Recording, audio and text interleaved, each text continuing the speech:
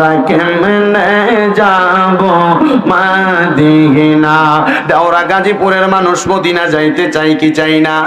কারা কারা মদিনা যাইতে চাই দুই হাত তুলে আল্লাহকে দেখায় আর জবানটা খুলে একটা তাকবীর দেন, নারে তাকবীর। এটা দিয়ে মদিনা আশুগঞ্জ যাওয়ার আগে সাক্কা ফামসারের রাস্তার দিয়ে অবস্থা একটু মোহাম্মত একটা তাকবীর জোরে দিয়ে বাবা তকির একটা জোরে তাকবীর দাও।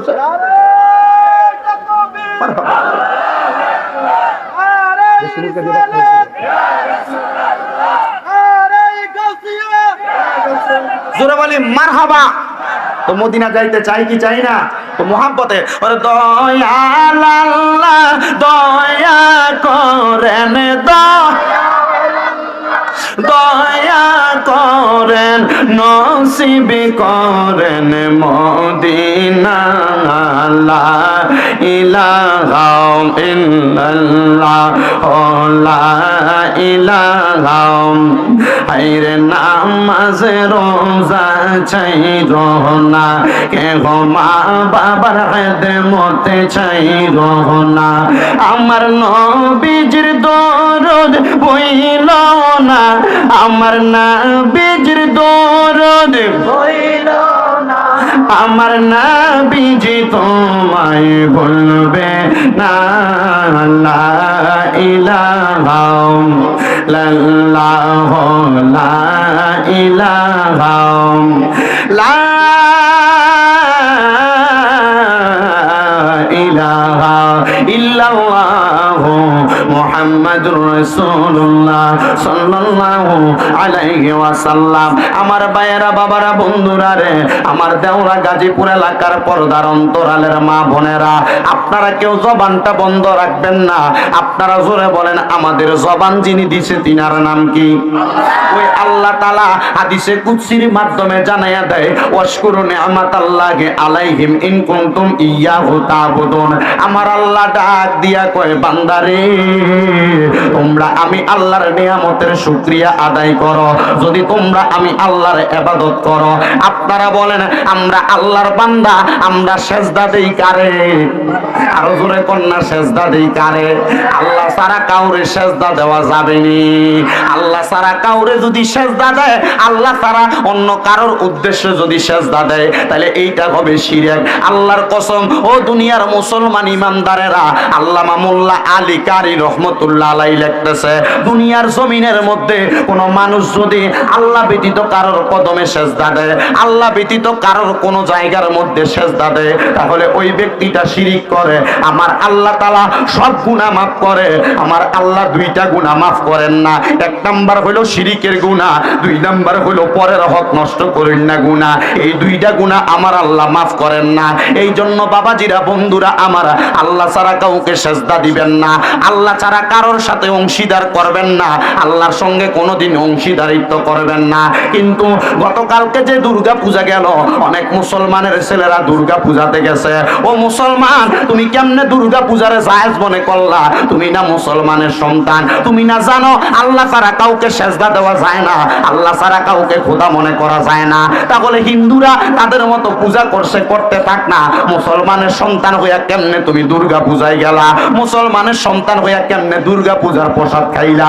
মুসলমানের সন্তান হইয়া কেমনে তুমি দুর্গা পূজার মধ্যে গেলা? আমি বলবো বাবাজিরা, এই পূজার মধ্যে যাইয়া আপনি যদি আপনার ইমেজ নষ্ট করেন, আল্লাহর কসম আমার একটা বিশ্বাস অন্তরে আপনার ঈমান ধ্বংস হয়ে গেছে।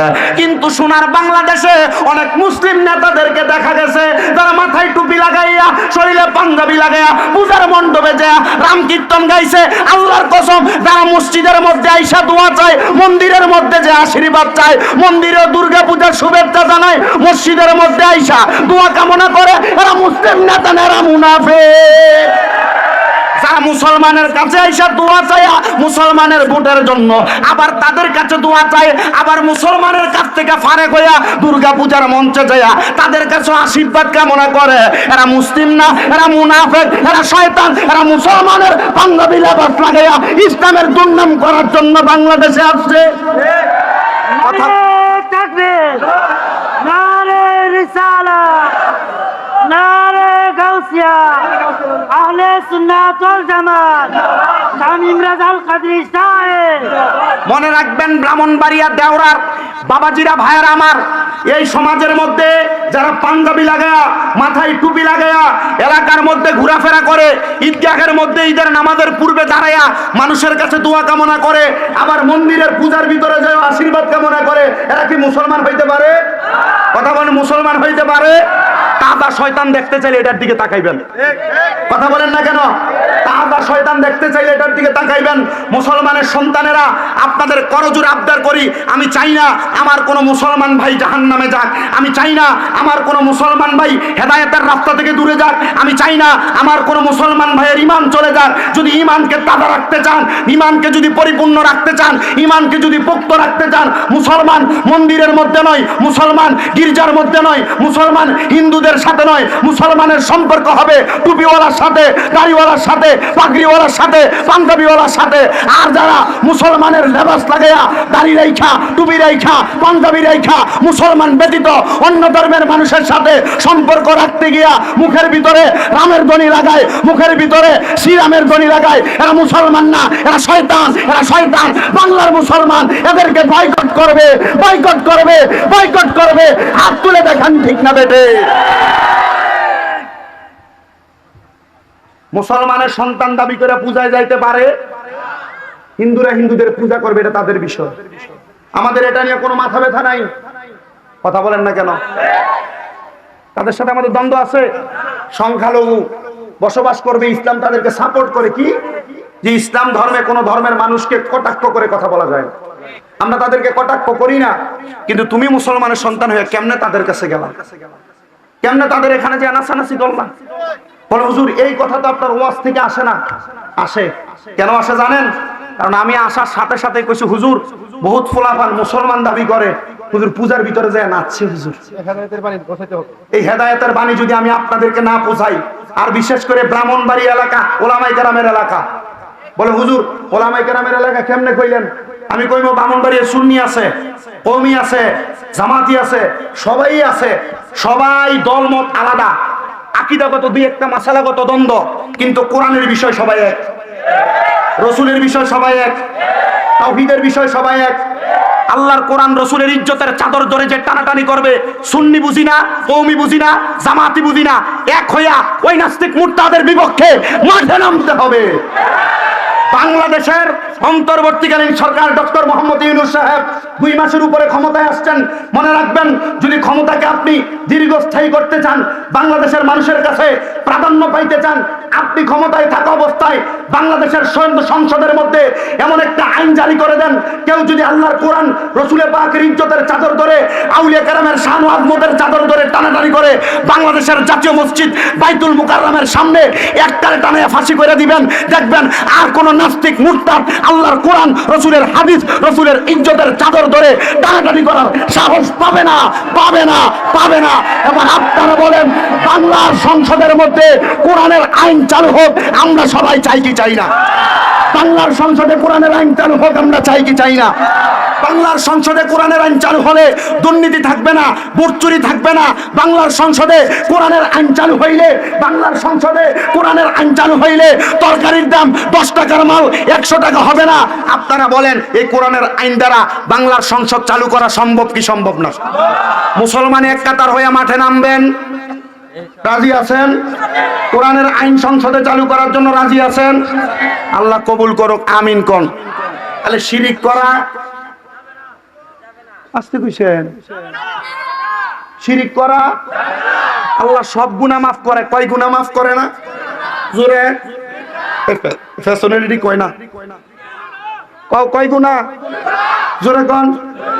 আপনার কষ্ট হইতেছে? হুজুর চুল নাই দেখে মন খারাপ করতেছে? আমার এক বেটা ঘরে কইতেছে, হুজুর বিদেশ থেকে বয়ে বয়ে আপনারা দেখতাম চুলটি আছে, এখন যে চুলটি নাই কেমন জানি লাগতেছে। আমি কইছি, ভাই সাহেব মক্কায় গেছি, মদিনায় গেছি, তো আল্লাহর ঘরের মেহমান হইছি, ওখানে যে সুন্নত আদায় করার খাতিরে হজটা করে চুলটি কামাইছি। একবার না, মক্কায় 10 দিন ছিলাম, 10টা উমরা হজ করছি, 10 বার হজ করে এই বাল্যা মাথারে আবার কামাইছি। জিগাইলাম, ভাই সাহেব এটা লিয়ে কষ্ট আছে? ও না হুজুর, রাখলে যেমন সুন্নত, হজে যায় কামানো এমন সুন্নত, সুন্নতই তো আদায় হয়েছে। কথা কই না কেন? সুন্নতই তো আদায় হয়েছে। আমি তো মাঝে এখন তো চুল নাই দেখে এভাবে ফাঁকরি বান্ধি, তো অনেকে হুজুর আগের তো ঠিক আছে, হুজুর ওহাবি লাগে। আমি কইলাম, বেটা পাগড়ি বান্ধা নবীর সুন্নত এটার ভিতরে ওয়াহাবি ঢুকাইলি না না না এটা তো রাক্কলের ভিতরে বিলাই উঠছে হুজুর কি রে এটা কিতা কইলেন এমনি তো ওয়াহাবিরা বান্ধে আমি তো ওয়াহাবিরা যদি আপনি বান্ধে এটা সুন্নতে না আদায় করে তো কথা কেন কেন ঠিক আছে না আমরা যদি সুন্নতের ভিতরে আইনা যদি ওয়াহাবিয়া সুন্নি ঢুকাই দিই তো আর মুসলমান বাঁচবেন কেমনে কথা কয় না কেন আমরা যদি মনে করেন মাসালাগত দ্বন্দ্ব থাকবো না মাসালাগত দ্বন্দ্ব যদি থাকবো না কিয়ামতের আগ পর্যন্ত থাকবো আমরা যদি এই ফেসটা যদি ভুইল্লা যদি এক কাতার হইয়া এক লগে মুসলমান থাকতাম আল্লাহর কসম কোন নাস্তিক মুরতাদ আইসা বাংলাদেশের সংসদের ভিতরে মমতাজের মতো বেহায়া শিল্পী জীবনে কইতো না দেয়া বুখারী মুসলিমের হাদিস পড়ছে আমি চিন্তা করছেন আমি মাত্র কামেলে পড়ি বুখারীর দরস মাত্র আমরা পাইছি আর হে সংসদে যে হে গান গায় হে নাচানাচি করে হে কইতেছে বুখারী মুসলিম আবু দাউদ ইবনে মাজাহ নাসাই সব পড়ে লইছে মুসলমান এক নাই তো যদি ওয়ার পরের দিনে যদি মুসলমান এক লগে মাঠে নেমে কইতো এমন বেহায়া নর্তকী মহিলা সংসদে থাকতে পারবে না থাকতে পারতো না কথা কন নাকি লেগা না আমরা এটা সাপোর্ট করি না আমরা চিন্তা করি কইছি তো কি হইছে এর নাইছি তো আমরা চাই ওদের থেকে বাড়িয়ে দেয়া যাইতে যাইতে সিগারেটটা লাগাই দিয়া আগে মমতাদের গান দই লাগা কথা কন নাকি রে আমার কি ওয়া শুরু হইছে এখনো ওয়া শুরু হইছে মাত্র শিরিকের কথা কই ওয়াজ মাত্র ঢুকছি মাত্র কষ্ট যেন না হয় আমার যে দাওয়াত দিয়ে দিছে যে কাউসার ভাই এ কইতেছে না বাবুরে গত বছর বই আসছিলাম তুমি 1.5 ঘন্টা কয়ে 2 ঘন্টা লাগাইছো আজকে বই তারতাম না আমার ভাও কাটা আমি যাই আমি কইছি না ভাই সাহেব ওয়াজ কম কইরামু কারণ দান্নামু যেটা এটা ছোট কিন্তু এটা কামড় দিলে মুখটারে ফুইরা বাবা পুরে না তো আমি দান্নামুসের মতো একটু ভালো করে ডাইলে দিয়ে যাই অল্প কিছুক্ষণ ওয়াজ শোনেন আমরা এতটুকু বিশ্বাস রাখি কোন নর্তকী মানার পক্ষে আমরা কোন বেহায়াপনার পক্ষে আমরা কিছুদিন আগে মাথার ভাঙছিল না আপনার কি বাঙ্গার পক্ষে আছিলেন না বিপক্ষে আমি পক্ষে আছিলাম আমি মাদার বাঙ্গার পক্ষে আছিলাম আপনারা কইবেন না না আমি পক্ষে আপনি কইবেন না কি লেখা না জানেন আপনার না সত্য আপনি আউলিয়া কেরামরে মুহাব্বত করেন আমার হেও সত্য আমি আউলিয়া কেরামরে মুহাব্বত করি কিন্তু এই সোনার বাংলাদেশে বিভিন্ন জায়গায় মাজারের নাম দিয়ে ব্যবসাটা কি জানেন মাজারের নাম দিয়া বেরিয়ে না নর্তকী বানা করে গান বাজনা করে আপনি কি এটার পক্ষে আপনি কি এটার পক্ষে আমি এটার পক্ষে না বিভিন্ন জায়গায় মাজারের আশেপাশে গাঁদার আসর বসায় না আপনি কইবেন হুজুর তাহলে আপনি পক্ষে কি লেগা আমি কইছি কয়েকটা মাজার ভাঙ্গো আমার দিকে আমি কি কইছি কয়েকটা মাজার ভাঙ্গো আল্লাহর ওলিরা তো সত্য না হুজুর আল্লাহর ওলি কি সত্য না মিথ্যা আমি কইছি কয়েকটা মাজার ভাঙ্গুক আল্লাহর ওলি যদি সত্য হয় খাজা মাইনুদ্দিন চিশতির মাজার যখন ভাঙতে গেছিল রওজার থেকে হাতটা বাইর করে কইছে আমি মাইনুদ্দিন চিশতি রওজায় আসি জিন্দা মাজার ভাঙছে না এর আগে 101টা মাজার ভাঙার পরে ওই বাদশা আকবর আইসা পুরা ভারতবর্ষের 101টা মাজারে পুনর্নির্মাণ কইরা খাজা মাইনুদ্দিন চিশতির মাজারের রওজাটার উপর দিয়া স্বর্ণের গোল্ড প্লেট দিয়ে সাজায়া কইছে আল্লাহর ওলিরা সত্য আর মাজার ভাঙা যাবে না এই জন্য আমি কইছি কয়েকটা ভাঙ্গক যেটা আল্লাহর ওলি সত্য এটার থেকে রওজা থেকে হাত বের করে দিবে এই কথা বল না কেন কিন্তু এই মাজার ভাঙ্গার নামে বিভিন্ন জায়গার ভিতরে বেহায়াপনা ভাঙে নাই বিভিন্ন জায়গায় গান বাজনা বন্ধ হইছে বলে হুজুর আপনি গান বাজনার বিপক্ষে আমি বিপক্ষে যে জায়গার ভিতরে আল্লাহর ওলির উরুসের নাম দিয়া মহিলা দিয়ে গান বাজনা করে আমি ওই মাজারের বিপক্ষে বলে হুজুর মাজারের বিপক্ষে না মাজারের বিপক্ষে না ওই মাজার দিয়ে চালায় হারামজাদা হাদেমেরা এরা জন্মে ডিস্টার্ব আছে যদি এরা জন্মে ডিস্টার্ব না থাকতো এরা আল্লাহর ওলির মাজারে বেরিয়ে দিয়ে গান বাজনা করাইতো না কথা কন না কে যদি ওই আল্লাহর ওলির মাজার শরীফ যদি সত্য না হইতো তাহলে সত্য আল্লাহর ওলির সত্য কিন্তু খাদেমটি ভুংডা থাংডা কথা কন না হুজুর ঠিক আছে না আর এদের কারণে আজকে সুন্নিয়তের বদনাম কথা কন না কে ঠিক আছে তো আল্লাহ বুঝার তৌফিক দান করুক তাহলে কয় গুনাহ আল্লাহ মাফ করে না সব গুনাহ কি থাকে না মাফ করে আপনারা আসলে কথা কন না ওই আপনারা যারা দাঁড়িয়ে রয়েছেন দাঁড়িয়ে থাকেন এদিকে এসে দাঁড়ান যেন আরো কেউ এলে এখানে দাঁড়াইতে পারে আপনারা দাঁড়ানো জায়গা করে দেন আমার মাহফিলে বলার দরকার নাই বাবুরে তোমরা হনকালা যাইতে লাগছিল যাও তারপর ওকে সময় লেয়ার পরে আইও আর যারা ভিতরে ঢুকবেন ভিতরে ঢুকে এদিকে এসে দাঁড়ান অসুবিধা নাই আমার মাহফিলে দাঁড়ায় আওয়াজ শোনা যায় বইয়া আওয়াজ শোনা যায় শুয়েও আওয়াজ শোনা যায় তবে শর্ত হইল 5 ওয়াক্ত নামাজ শর্ত হইব রাজি আছেন ইনশাল্লাহ মা বোন যারা পর্দার আড়ালে আছেন আপনার ওয়াজ যেন শুরু হইছে না আপনার ওয়াজ শুরু হইব ইনশাল্লাহ আমি ওয়াজের ধারাবাহিকতায় ঢুকতেছি তাহলে আমার আল্লাহ কয় প্রকারের গুনাহ মাফ করে না এক প্রকার নাম্বার হলো শিরিকের গুনাহ আল্লাহ মাফ করে না। 2 নাম্বার হলো আমার আল্লাহ তাআলা দুনিয়ার জমিনের মধ্যে বান্দার হক নষ্ট করেন না, গুনাহ মাফ করে না। হে আমার এই দেওরা গাজীপুর এলাকার ভাই বাবারা বন্ধুরা, তাহলে আমার আল্লাহ তাআলা কাউরে শ্রদ্ধা দেওয়া যাবে না, আমার আল্লাহ তাআলা কারোর ইবাদত করা যাবে না, আমার আল্লাহ তাআলা কারোর কাছে চাওয়া যাবে না।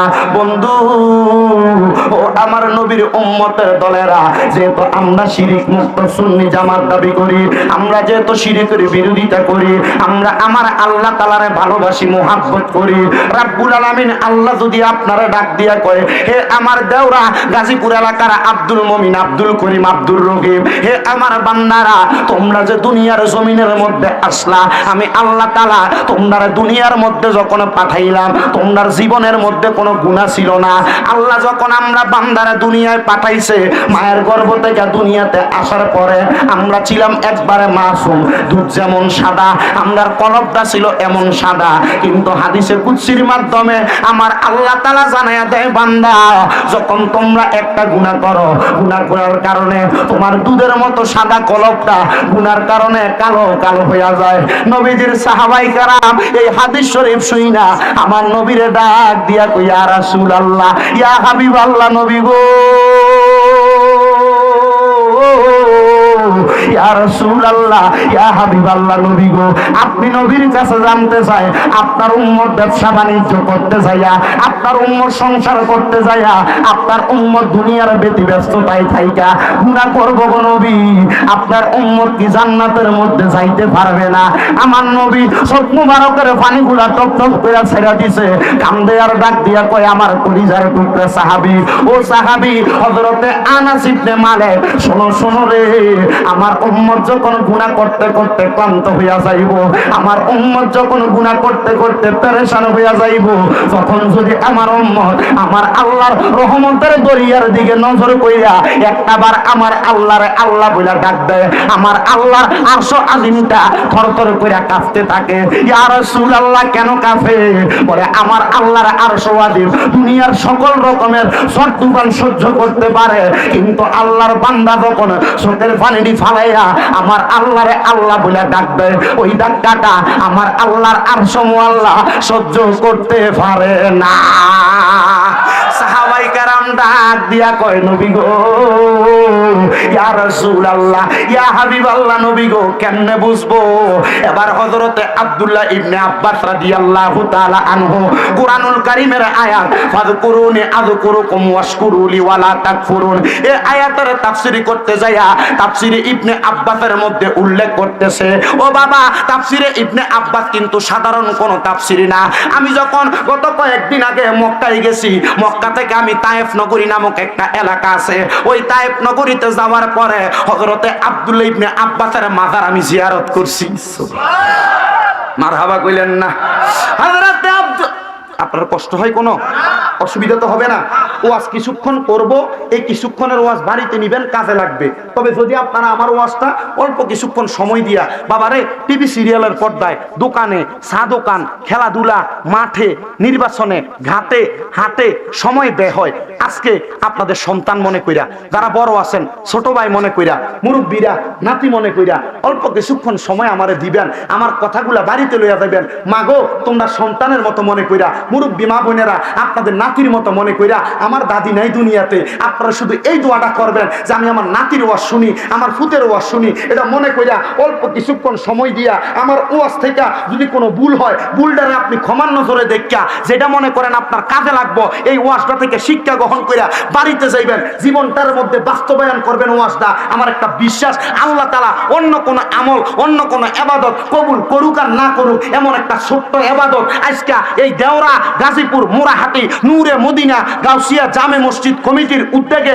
এই জান্নাতের মাহফিলে বৈশা একটু বয়ান শুইনা, কোরআন সুন্নাহর কথা শুইনা, আউলিয়া কেরামের শান শুইনা, ওয়াজ থেকে মুনাজাত করে বাড়িতে গেলে আল্লাহ তাআলা হয়তো আজকের দোয়া কবুল করবে। রাজি আছেন? রাজি আছেন? ওই আব্দুল্লাহ ইবনে আব্বাসের মাজার আমি জিয়ারত করলাম। ওনার মাজারের পাশে সুন্দর একটা লাইব্রেরি, তায়েফ নগরীতে ওনার নামে আব্দুল্লাহ ইবনে আব্বাস একটা গেট আছে, বাবু আব্দুল্লাহ ইবনে আব্বাস। ওনার ওই মাজারের পাশে তায়েফ নগরীর এই সব এলাকা মসজিদের ভিতরে তাফসিরে ইবনে আব্বাস গুলা থরে থরে সাজানো। এই তাফসিরের আলোকে ছোট একটু কথা। হযরতে আব্দুল্লাহ ইবনে আব্বাস প্রখ্যাত মুফাসসির, যিনাকে বলা হয় রাইসুল মুফাসসিরিন। দুনিয়াতে কিয়ামতের আগ পর্যন্ত যত মুফাসসির বাহির হবে, হযরতে আব্দুল্লাহ ইবনে আব্বাসকে না মানলে উনি মুফাসসির না। সুবহানাল্লাহ। হযরতে আব্দুল্লাহ ইবনে আব্বাসরা না মানলে তিনি মুফাসসির না। বাবারা আমার, উনি বলতেছেন আমার নবীজির রহমতের দরবারে সাহাবায়ে কেরাম ডাক দিয়া বলি, ইয়া রাসূলুল্লাহ, নবী গো, উম্মতে মুহাম্মদী চোখের পানি ফালায়া কানলে আরশ আজিমের মধ্যে থরথর কইরা কাঁপে। কারণটা কি? বলে আসমান দুনিয়ার ঝড় তুফান সব সহ্য করতে পারে, কিন্তু বান্দার চোখের পানি সহ্য করতে পারে না। কারণ কি গো নবী? আমার দয়াল নবী রহমাতুল লিল আলামিন নবী চোখ মুবারকের পানিগুলা ছেড়ে দিছেন, কাঁদতেছেন আর বলতেছেন, আমার কলিজার টুকরা সাহাবীরা শোনো রে, আমি দয়াল নবী রহমতের নবী যখন আল্লাহ তাআলার কাছে মেরাজের মধ্যে গেলাম, কোরআন শরীফের 15 পারা প্রথম পৃষ্ঠার মধ্যে আল্লাহ কয়, সুবহানাল্লাযী আসরা বিআবদিহি লাইলাম মিনাল মাসজিদিল হারামি ইলাল মাসজিদিল আকসাল্লাযী বারাকনা হাওলাহু লিনুরিয়াহু মিন আয়াতিনা ইন্নাহু হুয়াস সামিউল বাসীর।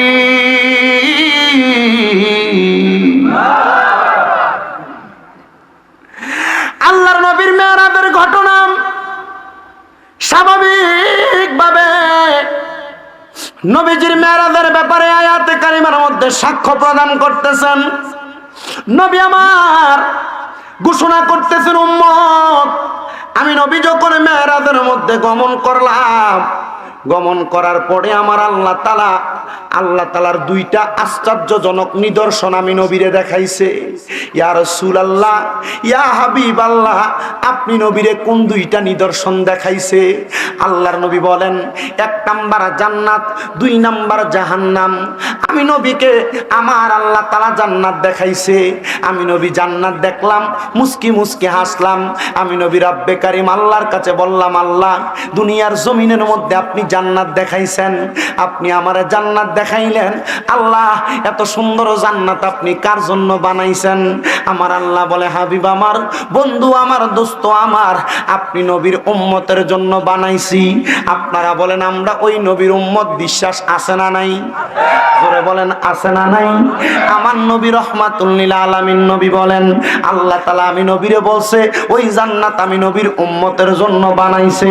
আমি নবী খুশি হয়ে গেলাম।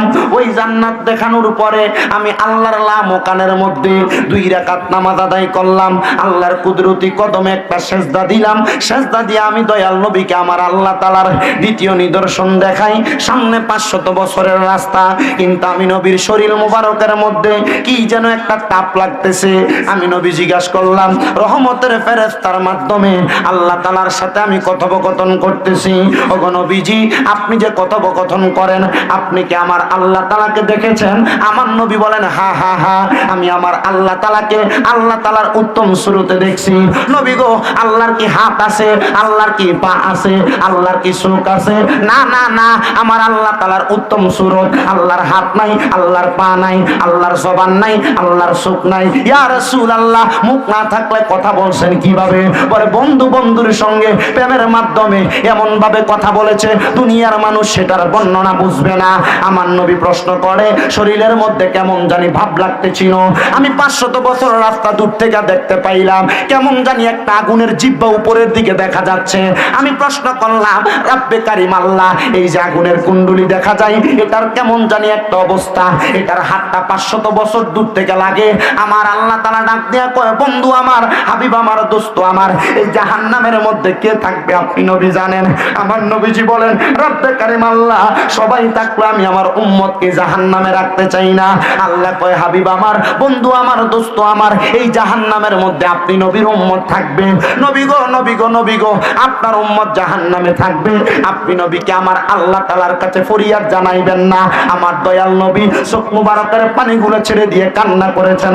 রাসূল আমার ডাক দিয়া কয়, হাসাইসুল কুবরার ভিতরে আবু বকর সিদ্দিক থেকে বর্ণিত হাদিসটা অত্যন্ত সুন্দরভাবে তিনি বলেন, আল্লাহর হাবিব নাকি ওই জায়গার মধ্যে কুদরতি কদমে সেজদা দিয়া ডাক দিয়া কয়, আল্লাহ আমার উম্মত এমন জাহান্নাম সহ্য করতে পারবে না। এমন কথা বলার পরে আমার রাসূলকে আবার জাহান্নামের কিছু অংশ দেখাইলো। নবী আমার ডাক দিয়া কয়, উম্মত শুনো, আমি জাহান্নামের মধ্যে প্রবেশ করার পরে আমি দেখলাম কিছু মানুষকে গরম উত্তপ্ত লোহার পাত্রের মধ্যে কইরা অন্যান্য জাহান্নামীদেরকে পুরাইয়া তাদের রক্ত এবং পুষগুলা দিছে খাওয়ার জন্য। আমি নবী চোখের পানিগুলা ছাইরা দিয়া কানলাম আর জিজ্ঞাসা করলাম, আল্লাহ এই মানুষগুলা কেন জাহান্নামীদের রক্ত পুষ খায়? বলে এরা তো এই বান্দা যারা দুনিয়ার জমিনে হারাম খাইছে, যারা দুনিয়ার জমিনে পরের হক খাইছে, যারা টাকা দিয়া টাকা ইনকাম করতে যায় সুদ খাইছে। এবার আপনারা বলেন, এই দেওরা গাজীপুর এলাকা এবং ব্রাহ্মণবাড়িয়া সারা বাংলাদেশে সুদখোর আছে না নাই? কম না বেশি? কম না বেশি?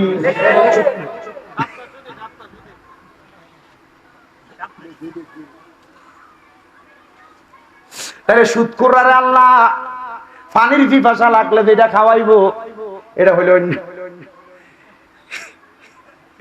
আমি গত বছরের আগের বছর হবিগঞ্জের যে কোন এক এলাকায় আমি সুদের ওয়াজ করতাম লাগনে, মাহফিলের সভাপতিতে সুদখোর আমি আর জানি না। অলিপুর থেকে পশ্চিম দিকে 2 গ্রাম সভাপতিতে সুদখোর আমি জানি না।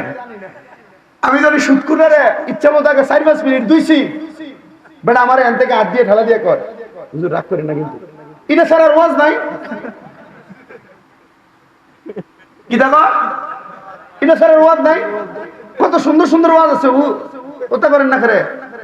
আমি কইলাম বেটা ওটা করতাম, আমার মাথা ঢুকছে, মনে হয় যে উপরের দিকে চাপ মারলে কোথায় পড়ে নিজের গাতুই। আমি এটা আস্তে সুদ করে ভাইছিস কে বালা করে ধুয়ে লই।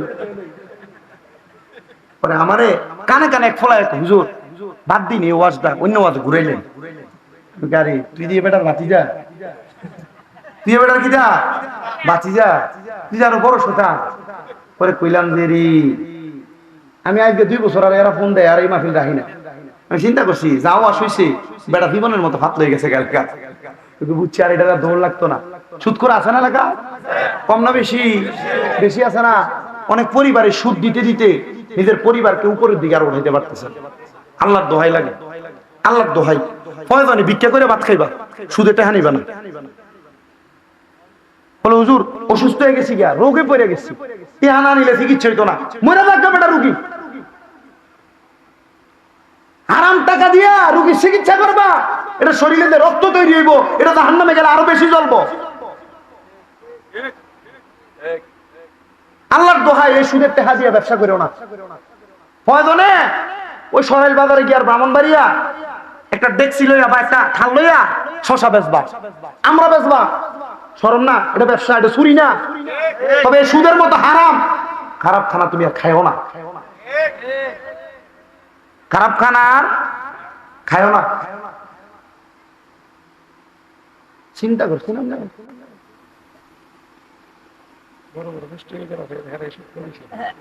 আরে সোনার বাংলাদেশে অনেক মসজিদ কমিটি বানায় সুদখোররে,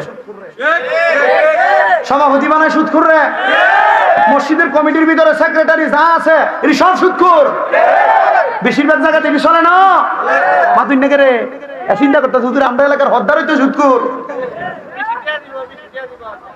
হ্যাঁ বেশি দিয়ে দিব। ওই আমরা এলাকার পাশে এক আল্লাহর ওলির কাছে অনুমতি লেগে গেছে এলাকার মানুষ, যে হুজুরের কাছে কইতেছে হুজুর আমরা তো আপনার কাছে আসছি, আমরা এলাকার মানুষ নামাজ পড়বার লেগে জায়গা নাই, হুজুর আপনি একটা অনুমতি দিন, আমরা এই জায়গাতে একটা মসজিদ করতাম। তো হুজুর অনুমতি দিচ্ছে, ঠিক আছে বাবা মসজিদ করো, তবে সাবধানে মসজিদে কোনো সুদখোরের টেহা লাগাইস না, কাটতে লাগাইস না। আর আমরা সমাজের ভিতরে মসজিদ করার লেগে সুদখোরে সর্বপ্রথম দাঁড়াক আমি দেবো 5 লাখ। কথা কই না রে? বেড়ার মসজিদে নামাজ পড়বা। আল্লামা জালালউদ্দিন রুমি এবং মসনবী রুমির ভিতরে এভাবে লিখতেছে যে কি লেখে জানেন, শুধু উজুদ রাহমাতাল লিল আলামিন মসজিদে ও শুধু আমারা ইয়ে জমিন। একবারে খেতের লাইলে দাঁড়ায় নামাজ পড়লো, নামাজ হইব। আল্লাহর রাস্তায় সুদ করে টাকা দিয়ে মসজিদ বানাই না, সুদ করে টাকা দিলে আর সভাপতি বানাই না, সুদ করে আটকা ধরে কইতেছে মসজিদে সাইডে ফিরে লাইবো, আর আপনি আর মসজিদের সভাপতি বানাই দিয়েছেন। আল্লাহর কসম, এরা যারা সভাপতি বানাইছে এরাও তার লোকে জাহান্নামের আগুনে জ্বলবো। ঠিক আছে নি? অনেকে চিন্তা করতেছে আপনার এলাকা সুদ কুটি ধরা হয়েছে রে, ঠিক না? আল্লাহর ওলির কাছে গেছে কি বানাইবার লাগা? কথা কইনা করে আপনারা কি বানাইতে গেছে? মসজিদ বানাইতে গেছে। হুজুর আমরা মসজিদ বানাইতাম। হুজুর কই ঠিক আছে মসজিদ বানা, তবে সাবধান এই মসজিদে বানাইবি কাটতে লাগাইস না, সুদ করে টেহা লাগাইস না বাবা। তারা আস্থা মসজিদ বানাই লিছে, কিন্তু মসজিদের সর্বশেষ বিটটা ঢালাই দেবার লাগিয়া একটু অল্প একটু সিমেন্টের শর্ট আর কি, 10 বস্তা সিমেন্ট শর্ট। সুদখোর মসজিদের কমিটি কয়েকজন থাকে না, একটার কাছে কইতাছে এই আমি 10 বস্তা সিমেন্ট দিতাম, নিবি নি? ও নিতাম তো, কিন্তু কইছে তো সুদ খাওয়াই না, টাকা নিতাম না। আরে কেডা দিছে এটা কি কইবি নি? কবি নামটা গোপনে গোপনে, কারণ জানে তো তে দিলে বুঝবো তো সুদখোর, নামটা কেমনে গোপনে। মসজিদ বানাইছে, আল্লাহর ওলির কাছে গেছে, হুজুর মসজিদ তো কমপ্লিট, হুজুর আমরা চাইছিলাম এই মসজিদ আপনার দিয়েই উদ্বোধন করতাম। হুজুর ভালো কথা, চল আমরা জুমার নামাজ পড়বো আজকে, যেহেতু শুক্রবার দিন। জুমার নামাজের ওয়াক্তের আগে আল্লাহর ওলি বিসমিল্লাহ কইছে, সাবধান সুদ করে টাকা লাগাইছিস রে? না লাগাইছি না হুজুর। হুজুর বিসমিল্লাহির রহমানির রহিম, আসসালাতু ওয়াসসালামু আলাইকা ইয়া রাসূলুল্লাহ, আসসালাতু ওয়াসসালামু আলাইকা ইয়া হাবিবাল্লাহ, আসসালাতু ওয়াসসালামু আলাইকা ইয়া শাফিউল মুযনিবিন, আসসালাতু ওয়াসসালামু আলাইকা ইয়া রাহমাতুল লিল আলামিন, বিসমিল্লাহি আল্লাহুম্মা আফতাহ লি আবওয়াবা। ডান কদম রাখছে।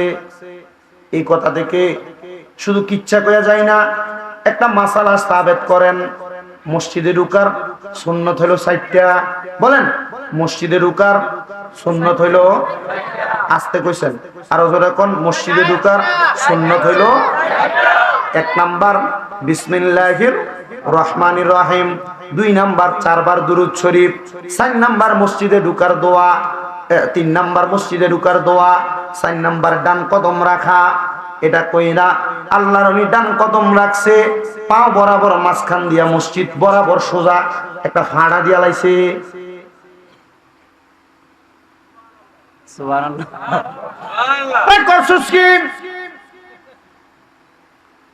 সবাই অবাক হয়ে গেল। আল্লাহর ওলি দিয়া মসজিদ উদ্বোধন করাচ্ছে। আল্লাহর খালেস বান্দা, মুখলেস বান্দা, নামাজি বান্দা, আল্লাহ তাআলার বেশি ইবাদত করেন উনি, আমাদের এলাকার সবচাইতে বুজুর্গ ব্যক্তি, উনি কদম রাখলেন। এমনে এমনে রাখে নাই, নবীর সুন্নাহ মোতাবেক মসজিদে ঢুকার যে 4টা সুন্নাত আদায় করেই রাখলেন। কিরে মসজিদ কেন মাঝখান বরাবর ফাটা দিয়া ফালাইলো? আল্লাহর ওলি ডান পাটা রাখছেন, বাম পা সামনের দিকে বাড়ায় না, ডান পাটা উঠাইয়া আল্লাহর ওলি ডাক দিয়া কই, করলি কি রে, করলি কি? বলছিলাম কোন হারাম খোরের টাকা এই মসজিদের মধ্যে লাগাইস না। লাগাইলি তো লাগাইলি, মসজিদটারে তোরা ময়লা করলি, টাকাগুলা নষ্ট করলি। সবাই কয় হুজুর আমি আল্লাহর ওলি, আর কসম করে বলতেছি আল্লাহর কসম, কোন হারাম খোরের টাকা মসজিদ নির্মাণের জন্য নেই নাই। আরেকজন তুললেন আমি নেই নাই, আরেকজন হাত তুললেন আমি নেই নাই। একজন পেছন থেকে দৌড়াই আইসা আল্লাহর ওলির কদমটার মধ্যে জড়াইয়া ধরছে, ধরে ডাক দিয়া কই হুজুর গোপনে গোপনে 10টা বস্তা সিমেন্ট নিয়া মসজিদটা বানাইছিলাম, আমি বুঝি নাই হারাম করে টাকা দিয়া মসজিদ বানাইলে মাঝখান দিয়া মসজিদ ফাটা দিব।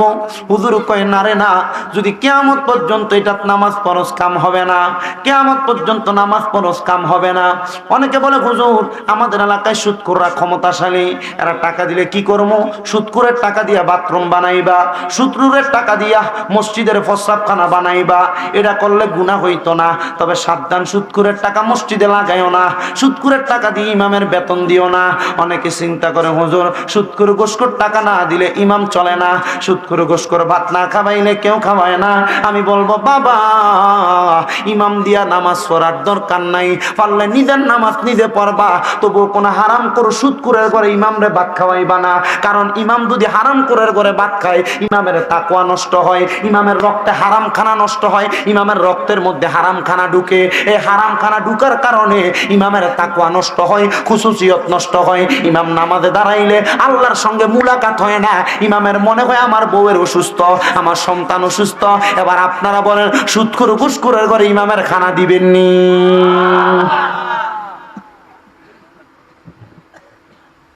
আমার বাবাজিরা, বন্ধুরা, হুজুর বললেন ঠিক আছে নতুন করে মসজিদ বানাও, বড় সাবধানতার সঙ্গে মসজিদ পরবর্তীতে আবার নির্মাণ, কিন্তু পরের মসজিদ আর হারাম করে টাকা নেয় না, সুন্দর করে মসজিদ বানানি হইল। মানুষ নামাজ এখনো পড়ে ওই মসজিদ। কুমিল্লা শহরের বালুতুফা যে এলাকার মধ্যে আমি এখন নামাজ পড়ে, এটার পাশেই দৌলতপুর হযরতে সৈয়দ আলতাফ আলী শাহ রহমতুল্লাহ আলাইহির মাজার শরীফ, এটার পাশে মসজিদ এখন অবস্থিত। ও বন্ধু, এই জন্য হারামের সাথে সম্পৃক্ত থাকবেন না।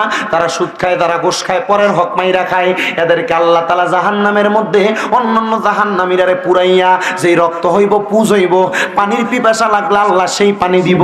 এবার বলেন আমরা কি ওই পানি খাইতে চাই নাকি? না না না, ওই পানি খাইতে চাই না। নবী আমার বলে আমি জাহান্নামের মধ্যে তাকায়া দেখলাম এক প্রকার নারী যাদের চুলগুলারে 3 ভাগ কইরা আল্লাহ তাআলা নিচে আগুন ধরায়া দিছে, আর নিচে দিয়া চুলগুলা ঝুলাইয়া রাখছে। দুনিয়ার জমিনে মুরগির গ্রিল যেইভাবে গ্রিল মেশিং এর মধ্যে বানায়, গ্রিলটারে যেমন আগুনে পুরাইতে পুরাইতে পুরাইতে পুরাইতে সাদা মুরগিটা লাল টকটকে হয়ে যায়। আল্লাহর নবী বলে আমি তাকে দেখলাম জাহান্নামের মধ্যে এমন কিছু মহিলা, মা বোন মনোযোগ দিয়া শুনবেন গো মা, আল্লাহর দোহাই লাগে, সন্তানের মন তো মনে করবেন আপনার কদমে হাত দিয়ে আমি আমার ওয়াজটা করে দিয়া যায়। যদি আমার ওয়াজটা পছন্দ না হয় আমার মনে মনে বদদোয়া দিয়েন না। আমি চাই না এই ব্রাহ্মণবাড়িয়ার কোনো মহিলা জাহান্নামে যাক, আমি চাই না সোনার বাংলাদেশের কোনো মহিলা জাহান্নামে যাক, আমি চাই না এই সারা বিশ্বের কোনো মহিলা জাহান্নামের মধ্যে যাক।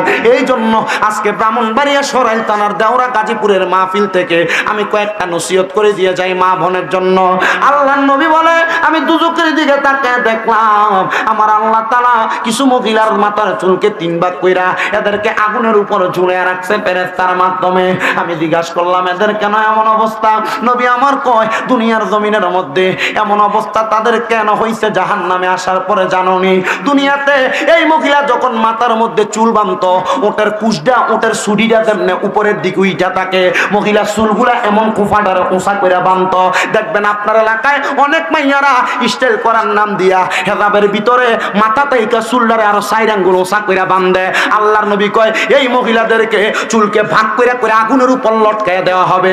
এবার আপনারা বলেন মহিলারা জান্নাতে যাওয়ার জন্য, জাহান্নাম থেকে বাঁচার জন্য মাথার চুলকে সুন্দর করে বাঁধার দরকার আছে না নাই? ইসলাম এমন একটা ধর্ম, ইসলাম এমন একটা সুন্দর ধর্ম, ইসলাম এবং কোরআন সুন্নাহ এমন একটা সত্যের বাণী যেটার দিকে তাকাইলে কেমনে চলবেন, কেমনে চুল বাঁধবেন, কেমনে ঘুমাইবেন, কেমনে খাইবেন, এগুলা আল্লাহ কোরআন নবীর হাদিস দিয়া জানাইয়া দিছে। আল্লাহর নবী বলে আমি দুনিয়ার জমিন থেকে যখন আল্লাহ তাআলা আমার মেরাজের মধ্যে এই এই এই এই সোনামণি সাবধান, ভুলে গেছো গা? না বুঝছে, নতুন না পুরানোই ফসাবে ধরছে দল্লুইতে জায়গা। আর ঘুমাইলে এনে মুরব্বীর কোলে ঘুমাইলা, ঘুমা, অসুবিধা নাই। তোমরা যদি যাই যাও তাহলে তারা বাঘে তাবারুক একটা বেশি করে পাইবো। যা আস্তে ধীরে জায়গা, ওয়াজ বেশি ওনার দরকার নাই। আসেননি আপনারা কতক্ষণ? ওয়াজ মনে হয়নি কামে লাগবো? সুন্নিরা শুধু কি জিকিরাজকার করে নাকি মোটামুটি ওয়াজও করে? ওয়াজ আসেনি একটু, আজকের ওয়াজে একটু ওয়াজ লয়ে যান বাড়িতে, কারণ আমি ওয়াজ, তুমি তো উল্টাটা না বুঝছে। কিছুক্ষণ সময় আপনারা এই মাহফিল কমিটি কমিটি না ঠিক আছে, মোটামুটি যে উল্টা লাগাইছো যা দেখা, এবার আবার আইবো, এবার নমুনা আপনি বোঝেন না, হাইসের নমুনা আইবো, আমি বুঝি, যান অসুবিধা নাই, বিরতি আছে। যদি মনে হয় যে হুজুর আমার একটু কাম আছে সারে আইন কি ইমাম সাহেব হুজুরের মুয়াজ্জিন সাহেব হুজুরে লইয়া মোটামুটি ওয়াজ করে এলাম। মাইক ম্যান আসো না তোমরা শুনবো যা ফ্যান্ডেল যে ফুরে এটাকে মানছে দেখে মাঝে মাঝে একটু তারা দেখাইস তারা যেন মানুষ আছে এটা দেখাইস আল্লাহ কবুল করো আমিন কোন প্রথম দিয়ে আপনারা যেমন একটা গরম করে আটটা তুলে লাইছিলেন আমি বলছি আমার নিলে লয়ে ফেরে যান মোটামুটি দেখা যাচ্ছে ও আছে কামে লাগবো ইনশাল্লাহ লাগবো নি আর চিন্তা করতে আজকে বাড়িতে গেলে যে বই ধরবো তুমি নি কইসলা আমি যে চুলে আপনি বান্ধি ঠিকঠাক করে সাবধান এটা জীবনও শিকার দেন না জানো আরে কইছে তারা আপনি কইছেন যে এটা মুখ দেওয়ার বাইর করার দরকার নেই তারা কইছে আর কি তারা কে কইছে তার ভিতরে দাম নয় একজন আল্লাহ কবুল করুক আমিন কোন আর ধরে কোন আমিন ওয়াজ যতটুকু করতেছি এই লাইনে ওয়াজ চলবে তো ইনশাআল্লাহ লাস্টে জিকির মাদাল্লাহুম্মা সাইয়্যিদিনা মাওলানা মুহাম্মদ ওয়া আলা আলি সাইয়্যিদিনা আমার জায়গা হবে নি আমার মরা লাশের জায়গা মসজিদের পাশে আমার কবর দিও কইরায় আমার জায়গা হবে নি আমার জায়গা হবে নি আমার মরা লাশের জায়গা মসজিদের পাশে আমার মসজিদের পাশে আমার কবর দিও কইরায় আমার জায়গা হবে নি গাইতে পারবেন তো এটা আমার নিজের লেখা গজল একটু মুহাব্বতে গাইয়েন আবার এটা চিন্তা করেন না মসজিদের পাশে কবর দিলে জীবনের গুনাহ মাফ হইব দুনিয়া ছুরিবাটফারি করে মসজিদের পাশে না যদি একবার মসজিদের নিচে গিয়ে নিয়ে কবর দেয় আল্লাহ কবরে ফিরে কম দিত না কিন্তু ঠিক না এজন্য একটু মুহাব্বতে পড়েন ঈমান আমল নিয়া মসজিদের পাশে একটু শোয়ার দেন আল্লাহ তৌফিক দিয়ে একটু মুহাব্বতে আমার জায়গা হবে নি আমার মরা লাশের লাইগা মসজিদের পাশে আমার মসজিদের পাশে আমার কবর দিও কইরায় আমার জায়গা হবে নি এলাকাবাসী রে আমি তোমরার ছেলে সন্তান কয়দিনের আগিয়া মরার পরে সবাই আমায় যাবে রে ভুলিয়া জগতে বাসী রে আমি তোমরার ছেলে সন্তান কয়দিনের লাগিয়া মরার পরে সবাই আমায় যাবে রে ভুলিয়া কষ্ট হইল 3.5 হাত মাটি দিও খুইরায় আমার জায়গা হবে নি আমার জায়গা হবে আমার মরা লাশের লাইগা মসজিদের পাশে আমার মসজিদের পাশে আমার কবরে দিও কইরায় আমার জায়গা হবে নি জগৎবাসী রে আমি তোমরার ছেলে সন্তান কয়দিনের লাগিয়া মরার পরে জামা কাপড় নিবারে খুলিয়া এগুলা থাকবে এগুলা থাকবে এ রঙিন পোশাক থাকবে জগৎবাসী রে আমি যেদিন জামু মইরা দুনিয়া ছাড়িয়া গায়ের জামা কাপড় সবই নিবারে খুলিয়া সাদা আমার কিনে কাপড় আমায় দিও রে পরায় আমার জায়গা হবে নি আমার জায়গা হবে নি আমার মরা লাশের লাইগা মসজিদের পাশে আমার মসজিদের পাশে আমার কবর দিও কইরায় আমার জায়গা হবে নি জগৎবাসী রে আমি যেদিন যাব মারা দুনিয়া ছাড়িয়া ভাই বন্ধু আত্মীয় স্বজন যাবে রে বলিয়া জগতে বাসী রে আমি যেদিন যামু মইরা দুনিয়া ছাড়িয়া ভাই বন্ধু আত্মীয় স্বজন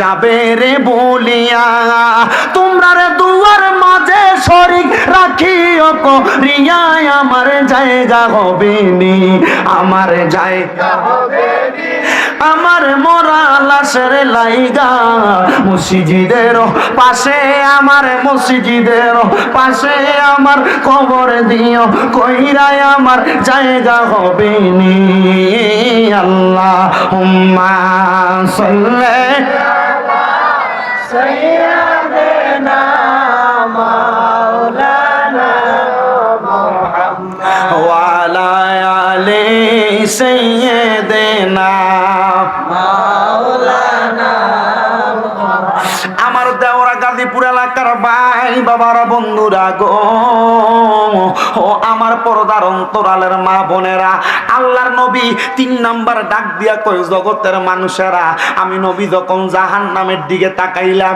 আমি দেখছি রে অনেক মহিলাদেরকে আমার আল্লাহ তাআলা যাদের এই বুকের মধ্যে মানে স্তনগুলার মধ্যে 2টা আগুনের গরম লোহার শিক লাগাইয়া দিয়া এদেরকে আগুনের উপরে ঝুলাইয়া রাখছে।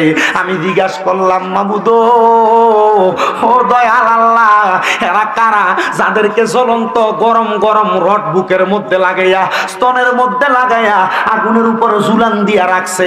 আমার আল্লাহ তাআলা আমি দয়াল নবীরে জানাইয়া দিছে, এরা হইল ওই মহিলা যারা কাপড় পরে ল্যাংটা ছিল, যারা কাপড় পরে উলঙ্গ ছিল। ইয়া রাসূলুল্লাহ, তারা কারা?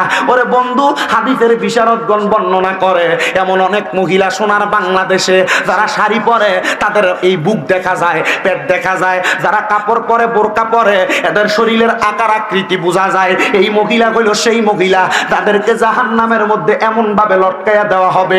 আমি আমার মা বোনদের কাছে বলবো, মা আমি আপনাদের সন্তানের মতো গো মা, জামা কাপড় পরবেন, শালীন জামা পরবেন, আপনি আপনার চেহারাটা মানুষকে দেখে দেখে ঘুরেন না।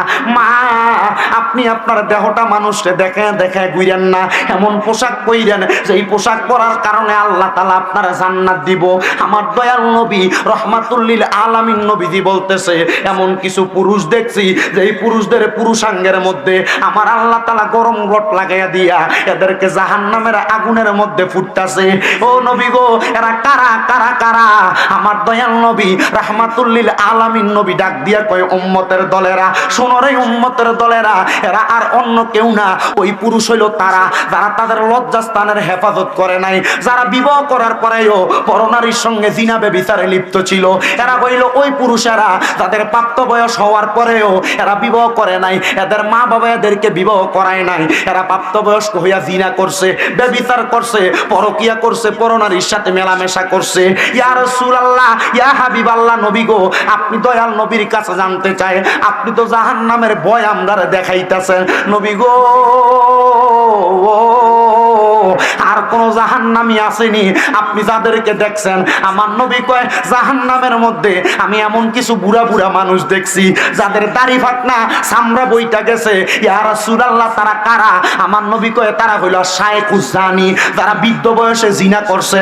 এমন অনেক লুচ্চা বেড়া আছে যারা বুড়া হইয়া গেছে, বয়স হইয়া গেছে, কিন্তু এলাকার মাইয়ারা রাস্তা দিয়া গেলে এদের সঙ্গে টিটকারি দিয়া কথা কয়। এমন অনেক বুড়া আছে যারা লুচ্চামি করে এলাকার বউরা মহিলারা রাস্তা দিয়ে হাঁটতে পারে না। আপনারা বলেন সোনার বাংলাদেশ এমন লুচ্চা বুড়া আছে না নাই? জোরে কয় না আছে না নাই? ও বন্ধু আমার, ও বাবা আমার, মসজিদে যায় না, সেজদা দিতে পারে না, নামাজের কথা কইলে কয় বাবা কাপড়টা পবিত্র নাই, নামাজের কথা কইলে কয় মাজার ব্যথার লেগে রুকু দিতাম পারি না, সেজদা দিতাম পারি না। কিন্তু যদি কোনো মহিলা বেডি শিল্পী আইনা যদি গান লাগাইয়া দেয়, 1 নম্বরে নাইচটা দেওয়ার লাগে এই বুড়া বেড়া আটকা তারা যায় দাঁড়াইয়া থাকে। মুরব্বি নামাজে আসেন না, মুরব্বি মসজিদে আসেন না, বয়স অনেক হয়েছে। আব্বা পারি না যাও, কেন আব্বা? বুড়ো হয়ে গেছি বাবা, আইলেন ব্যথা। কিন্তু আরে সকালবেলা ফজর নামাজের আগে ফটকা দিয়া ক্ষেতের ভিতরে যাইয়া আন্তার মাছ দিয়ে এবার আগে চুরি করে, ক্ষেতের গালা দিয়ে এবার কুবায়, ফুস ধরার খেলা বলি খেলার ভিতরে এবার আগে সামনে দিয়ে দেয়, এলাকায় গানা দাঁড়াইলে এবার সামনে দিয়ে দেয়, আগে নাছে আসেনি আমি চিন্তা করি কি ফিটান ফিটাইবো, এদের জন্য যন্ত্রণাদায়ক শাস্তি। ইয়া রাসূলুল্লাহ, কেমন? এটার কোন সীমা নাই? হ্যাঁ, আটকালে কি এটা? আচ্ছা, ও শাস্তির কথা পাগলা রেজবির মুরিদ রে, মারহাবা। একটি বাসায় 2টি পাখি কত যে আনন্দে থাকি গো। এখন তুমি কোথায় আমি কোথায় রেজবি কাউরে কেউ আর দেখি না আগে, জানি না তুমি এমন করে ছেড়ে যাইবারে মুর্শিদাগে, জানি না তোমার আত্মাতে মিশাইয়া আত্মা কইতাম কত মনের কথা গো। 1 ঘন্টা ওয়াজ চলে, এখনো পর্যন্ত একটা গজল পরিপূর্ণ কই নাই। আল্লামা রিজভী সাহেব হুজুর সুন্নিয়তের মূল ধারাবাহিকতা শিক্ষা দেনেওয়ালা একজন, এই জন্য পাগলা কথাটা বলতেছি। হুজুর কেবলার শানে একটু বলতেছি। আরে তোমার আত্মাতে কষ্ট হইব আপনারা, আত্মাতে মিশাইয়া আত্মা কইতাম কত মনের কথা গো। এখন কার কাছে কই মনের কথা, কেউ নাই আমার আপনা মুর্শিদ। কার কাছে কই মনের কথা, কেউ নাই আমার আপনা আগে, জানি না তুমি এমন করে ছেড়ে যাইবারে রেজবি আগে, জানি না। রেজবি হুজুরের জায়গায় আপনি আপনার মুর্শিদের নামটা স্মরণ করেন, বলে হুজুর উনি রেজবি, আমি অমুক দরবার, আমি তুমুক দরবার। বাবারে দরবার আলাদা, ফির আলাদা, রসুল একটা, আল্লাহ একটা, কোরআন একটা, আকীদা একটা, একটু মুহাব্বতে। তুমি এমন করে সেরে যাইবা মুর্শিদাগে, জানি না বলেন এমন করে সেরে যাইবা মুর্শিদাগে।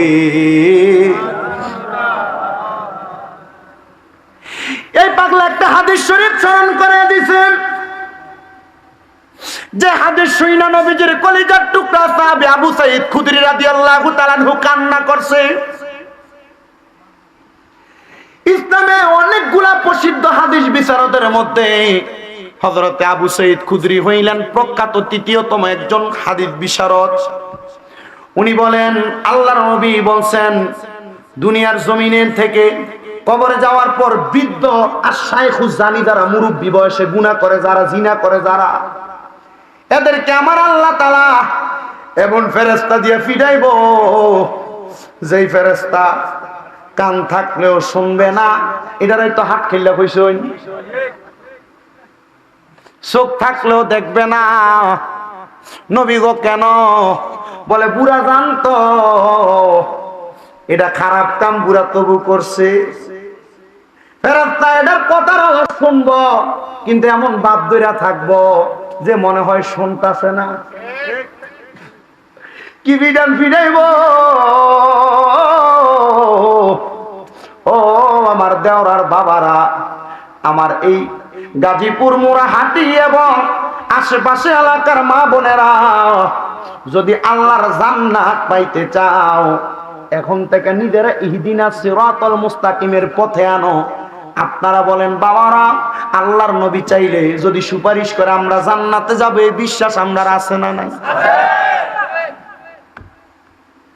সাহাবায়ে কেরাম কান্না করে আর বলে ইয়া রাসূলুল্লাহ, নবীজি বালা কি দেখছেন?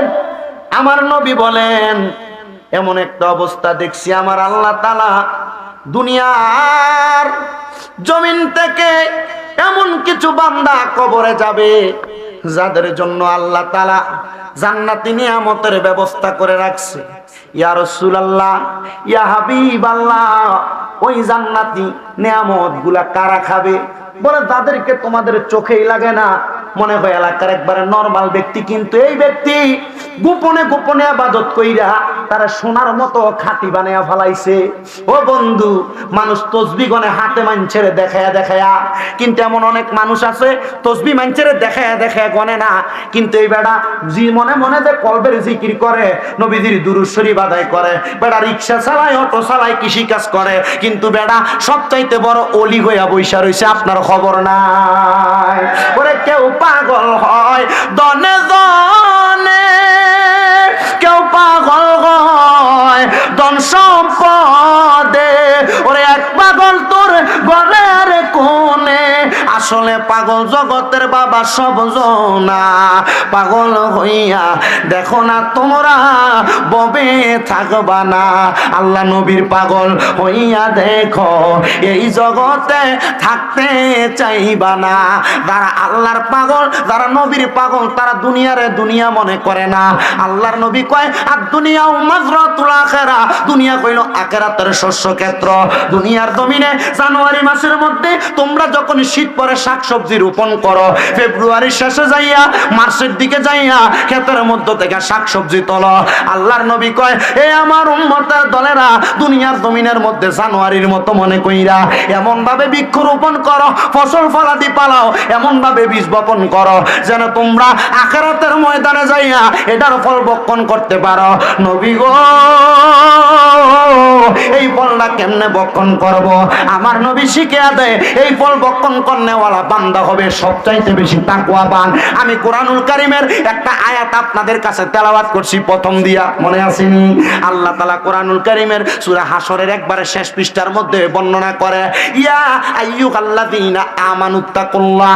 সহজভাবে বলি, আল্লাহ কইয়া আইয়ুহাল্লাযীনা আমানু, হে যারা ঈমানদার, যারা ঈমান এনেছো, ইত্তাকুল্লাহ, তোমরা আল্লাহকে ভয় করো, ওয়াল তানজুর, তোমাদের প্রত্যেকের তাকানো উচিত, নাফসুম মা কদ্দামাত লিগাদ, তোমাদের পূর্ববর্তীদের দিকে অথবা তোমাদের নিজ আমলের দিকে, কদ্দামাত লিগাদ ওয়াত্তাকুল্লাহ, তোমরা তাকাও তোমরা পূর্ববর্তী পরবর্তীর জন্য কি নির্ধারণ করেছো, তোমরা পরবর্তীর জন্য কি রেডি করে রেখেছো। ওয়াত্তাকুল্লাহ, আল্লাহকে ভয় করো, ইন্নাল্লাহা কবীরুম বিমা তা'মালুন, নিশ্চয় আল্লাহ তাআলা তোমার অন্তরের সকল খবর সম্পর্কে অবহিত।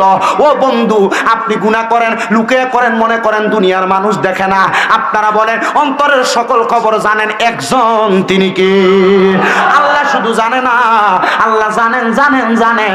আজকের এমন একটা দিনে আপনারা মাহফিলে বসছেন, আজকের এই দিনটা হইল 10 তারিখ আরবি দিবাগত রাত্র 11 রবিউল সানি। মারহাবা, আরো জোরে কন্যা মারহাবা। হুজুর বড় পীর গৌসে পাক আব্দুল কাদের জিলানী রাদিয়াল্লাহু তাআলা আনহুর ফাতিহা ইয়াজদাহুম আজকে, মারহাবা কোন।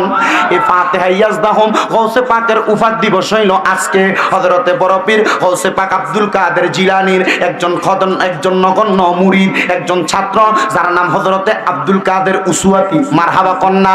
হযরতে আব্দুল কাদের উসওয়াতি বলেন, আমি একদিন ফজরের নামাজের পরবর্তী সময়ে আমি অপেক্ষা করতে লাগলাম। মারহাবা কন্যা বাবা। আমি অপেক্ষা করতে লাগলাম সূর্য ওঠার পরবর্তী নামাজ পড়ার জন্য।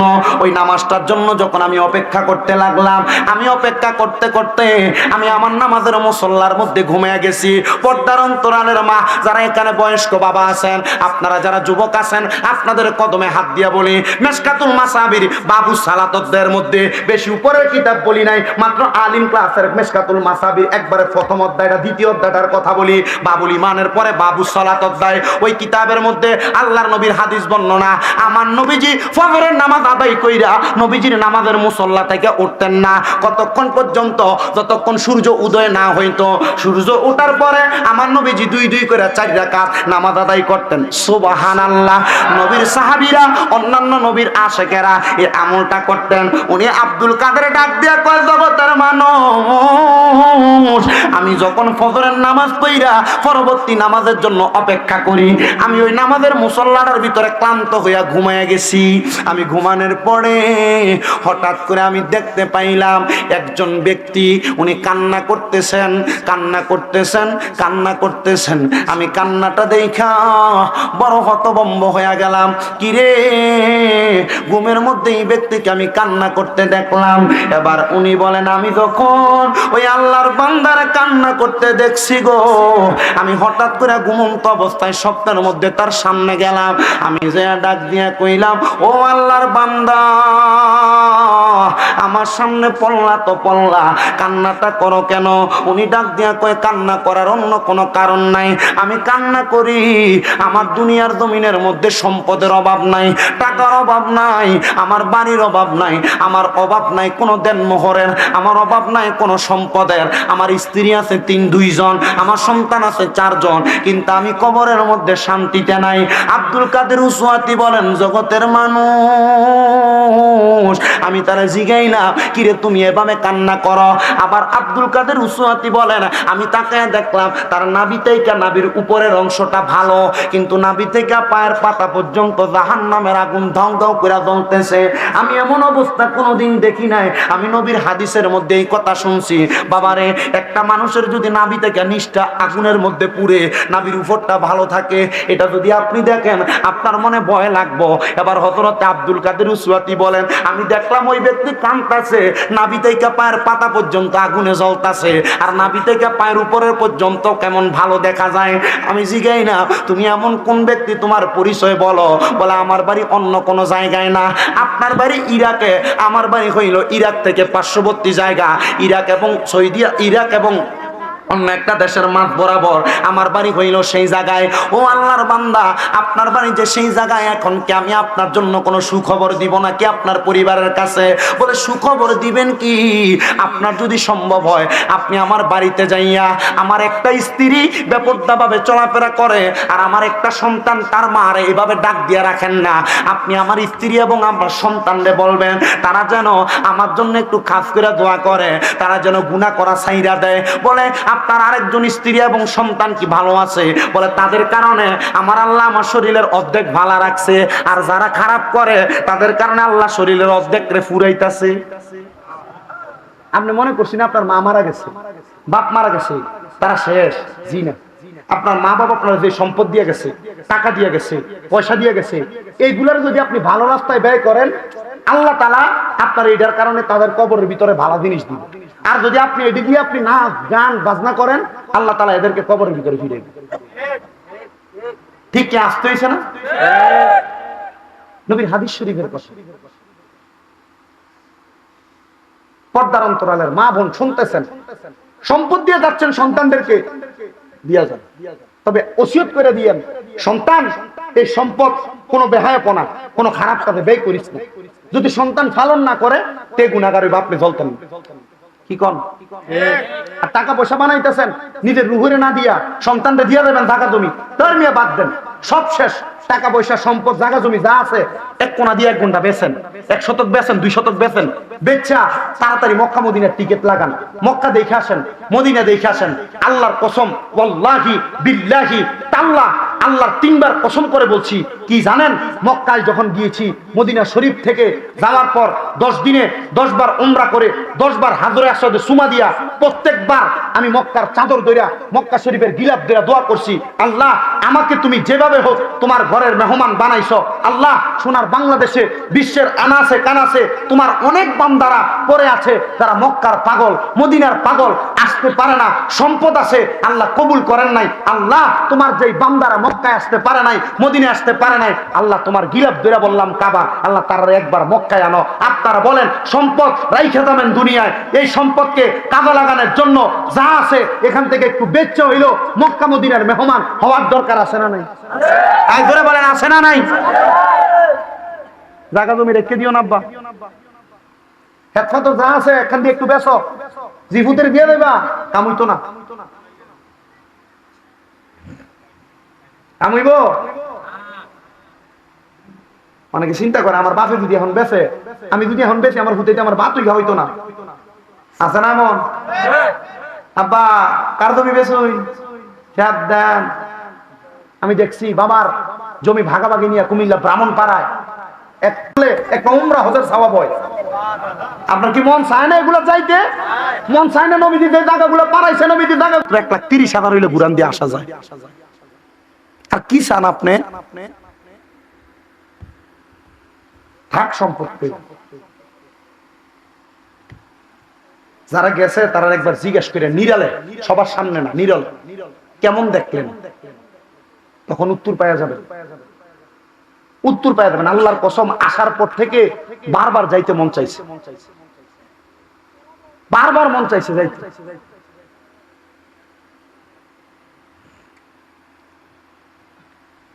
যেই কথা বলতেছিলাম, দুনিয়াতে যা সম্পদ রেখে যাবেন, সম্পদ ভালো কাজে ব্যয় হইলে কবরে শান্তি, খারাপ কাজে ব্যয় হইলে কবরে অশান্তি। আব্দুল কাদের উসওয়াতি বলেন, আমি ওই ব্যক্তিকে দেখলাম, ওনার নাভি থেকে মাথার তালু পর্যন্ত ভালো, কিন্তু নাভি থেকে পায়ের পাতা পর্যন্ত আগুনের মধ্যে জ্বলে। জিজ্ঞাসা করলাম কারণ কি? বলে, আমার দুনিয়াতে 2 জন স্ত্রী, 4 জন সন্তান, প্রতি স্ত্রীর ঘরে 2 জন 2 জন করে সন্তান। এক গ্রুপ সন্তান এবং স্ত্রী ভালো আমল করে, আরেক গ্রুপ সন্তান স্ত্রী বদ আমল করে। আমি বললাম, আপনি তাদের কাছে একটু খবর পাঠিয়ে দেন, তারা যেন আমার জন্য গুনাহ করা বন্ধ করে দেয়, তারা যেন আমার জন্য আল্লাহর কাছে ক্ষমা প্রার্থনা করে। আল্লাহর ওলি আব্দুল কাদের উসওয়াতি বলেন, আমি হঠাৎ করে লাফ দিয়ে উঠে গেলাম। ওই দিন আর আমি নামাজ আদায় করি নাই। আমার নফল নামাজ আদায় করার আগে আমি চিন্তা করলাম, ওই ব্যক্তির পরিবারের কাছে চলে যাই। উনি বলেন, আমি দৌড়াইয়া ইরাকের শেষ প্রান্তে পশ্চিম, উত্তর, দক্ষিণ কন্যারে চলে গেলাম। আমি যা বললাম, কেউ কি আছো? এমন কোন ব্যক্তির স্ত্রী তোমরা 2 জন 4 জন সন্তান? এলাকার সব মানুষ হাজির, কিন্তু এলাকার দন্নাট্য পরিবার, সম্পদওয়ালা পরিবারের কেউ হাজির নাই। এবার আল্লাহর ওলি আব্দুল কাদের উসওয়াতি বলেন, আমি সবাইকে ডাকার পরে দেখলাম সবাই আসছে, কিন্তু তারা আসে নাই। সবাইকে এক জায়গায় রেখে আমি ওই রাজপ্রাসাদের মধ্যে প্রবেশ করলাম। আমি জিজ্ঞাসা করলাম, হে আল্লাহর বান্দারা, বান্দিরা, তোমরা কি অমুক ব্যক্তির সন্তান এবং স্ত্রী? বলে, হ্যাঁ, আমরা অমুক ব্যক্তির সন্তান এবং স্ত্রী। তোমরা কি অন্তরের ভিতরে আল্লাহর ভয় নাই, তাকওয়া নাই, আল্লাহকে তোমরা ভয় করো না? বলে, অবশ্যই করি। তাহলে তোমরা কোন মা, কোন সন্তান তোমার আব্বার জন্য কবরের আযাবের কারণ হয়ে দাঁড়াইলা? এই কথা বুঝতে পাইলাম, নেককার স্ত্রী এবং নেককার 2টা সন্তান চোখের পানি পালায়া পালায়া কাঁদতেছে। হায় রে, আমরা যেটা এতদিন চিন্তা করেছি, আমার দ্বিতীয় মা, আমার দ্বিতীয় ভাই বোন, তাদের কারণে মনে হয় আব্বা জাহান্নামের আগুনে জ্বলতেছে। এবার মাথাটা নিচু কইরা রাইখাম, ওই আল্লাহ পাকের বান্দার বদকার স্ত্রী এবং 2 সন্তান, ওনারা হাত তুলে বলেন, আমার মা বেপরদা বেহায়াপনা করে চলে, বাচ্চার স্ত্রী হওয়ার কারণে মানুষের উপর জুলুম করে। আমরা 2 ভাই বাবার সম্পদগুলা রোনাজারি, 2 ভাই বাবার সম্পদগুলা খারাপ কাজের মধ্যে ব্যয় করি, নারী নিয়ে সময় কাটাই, আমরা আমাদের সন্তান সম্পদগুলাকে বাজেভাবে ব্যয় করি। আল্লাহর ওই চোখের পানিগুলা ছাইরা দিয়া বলে, দাও, পারলে তোমাদের কদম আমার সামনে দাও, আমি তোমাদের কদমের মধ্যে ধরে ধরে ক্ষমা প্রার্থনা করি। আমি জীবনে এমন কোন ব্যক্তি দেখি নাই যেই ব্যক্তির নাভি থেকে পায়ের পাতা পর্যন্ত জ্বলে। জীবনে এমন ব্যক্তি দেখি নাই যেই ব্যক্তির নাভি থেকে মাথার তালু পর্যন্ত আরামে আছে। ওই ব্যক্তি তোমাদের আব্বা, ওই ব্যক্তি মা গো, আপনার স্বামী। ডাক দিয়া কয়ে, কেন? বলে, আপনি মহিলা, আপনার স্বামী মারা যাওয়ার পরে বেপরদা চলার কারণে, উচ্ছৃঙ্খল চলাফেরা করার কারণে, তোমরা সন্তান তোমাদের বাবা মারা যাওয়ার পরে বেহায়াপনার মধ্যে লিপ্ত হওয়ার কারণে আমার আল্লাহ তাআলা তোমার আব্বার কবরে আযাব দিয়ে দিয়েছে। এবার আল্লাহর বান্দা এবং ওই মহিলা বলে, আল্লাহর কসম, আমার কারণে যদি আমার স্বামী জাহান্নামের আগুনে জ্বলতে হয়, সন্তানরা বলে, আমাদের কারণে যদি আমাদের আব্বা জাহান্নামের আগুনে জ্বলতে হয়, না না না, আমরা আর গুনার কাজ করব না। আল্লাহর ওলি গো, আপনি এই মুহূর্তে আমাদেরকে ঈমানের কালেমা পড়ায়া দেন, লা ইলাহা ইল্লাল্লাহু মুহাম্মাদুর রাসূলুল্লাহ। এই মুসলমান আওয়াজটা হয় নাই। যদি ঈমানটারে তাজা করতে চাও, আল্লাহর নবী কয়, দুনিয়াতে কেউ যদি তাদের ঈমান নবায়ন করতে চায়, তারা যেন বেশি বেশি কালেমা পড়ে। সবাই মুহাব্বতের আওয়াজে জবান ছেড়ে দিয়ে ঈমান নবায়ন করার জন্য। ও বন্ধু, ঈমান কেমনে নবায়ন হয়? সবজি কাটার পরে এটার উপর পানি ছিটকা দিলে এটাকে যেমন তাজা দেখা যায়, মুসলমানেরা বেশি বেশি কালেমা পড়লে মুসলমানের ঈমান এমন তরতাজা হয়ে যায়। সবাই একটু মুহাব্বতে বলেন, লা ইলাহা ইল্লাল্লাহ মুহাম্মাদুর রাসূলুল্লাহ। পিছনের ভাইয়ারা আপনাদের আওয়াজ আসতে হচ্ছে, আরেকবার মোহাব্বতের আওয়াজে পড়েন, মা বোনেরা মনে মনে পড়েন, লা ইলাহা ইল্লাল্লাহু মুহাম্মাদ সাল্লাল্লাহু আলাইহি ওয়াসাল্লাম। কালিমা পড়লাম, এবার ওই মা এবং দুই সন্তান আল্লাহর কাছে রোনাজানি করে, আল্লাহ আমার স্বামী কবরে ভালো রাখ। সন্তান কান্দে, আল্লাহ আমার মা আমার আব্বা কবরে, আমার মা বেঁচে আছেন, আল্লাহ তোমার কাছে ক্ষমা প্রার্থনা করি, তুমি মাফ করে দাও। বন্ধুরা, আল্লাহর নাম তো গফফার, আল্লাহর নাম তো সাত্তার, আল্লাহর নাম রহিম, আল্লাহর নাম রহমান। আল্লাহ তাআলা রহিম এবং রহমান নামের খাতিরে কোন সন্তান যদি মার জন্য দোয়া চায়, কোন সন্তান যদি বাবার জন্য দোয়া চায়, কোন স্ত্রী যদি স্বামীর জন্য দোয়া চায়, কোন স্বামী যদি স্ত্রীর জন্য দোয়া চায়, আপনারা বলেন আমার আল্লাহ ক্ষমা করতে পারে কি পারে না? ওই সন্তান এবং স্ত্রী দোয়া করে, আল্লাহর এই দৌড়ে আবার নামাজের মুসল্লার মধ্যে পড়ে গেছেন, এবার যাইয়া নফল নামাজটা পড়ছেন। নবী যেই নামাজটা পড়তো, নামাজটা পইরা আমার আল্লাহ তাআলার কাছে কান্না করে, রহিম রহমান নাম তোমার আল্লাহ, ও আল্লাহ বলেন রহিম রহমান আল্লাহ। আর জোরে পড়ে না, গফুর গফার নাম আল্লাহ, ও আল্লাহ বলেন রহিম রহমান।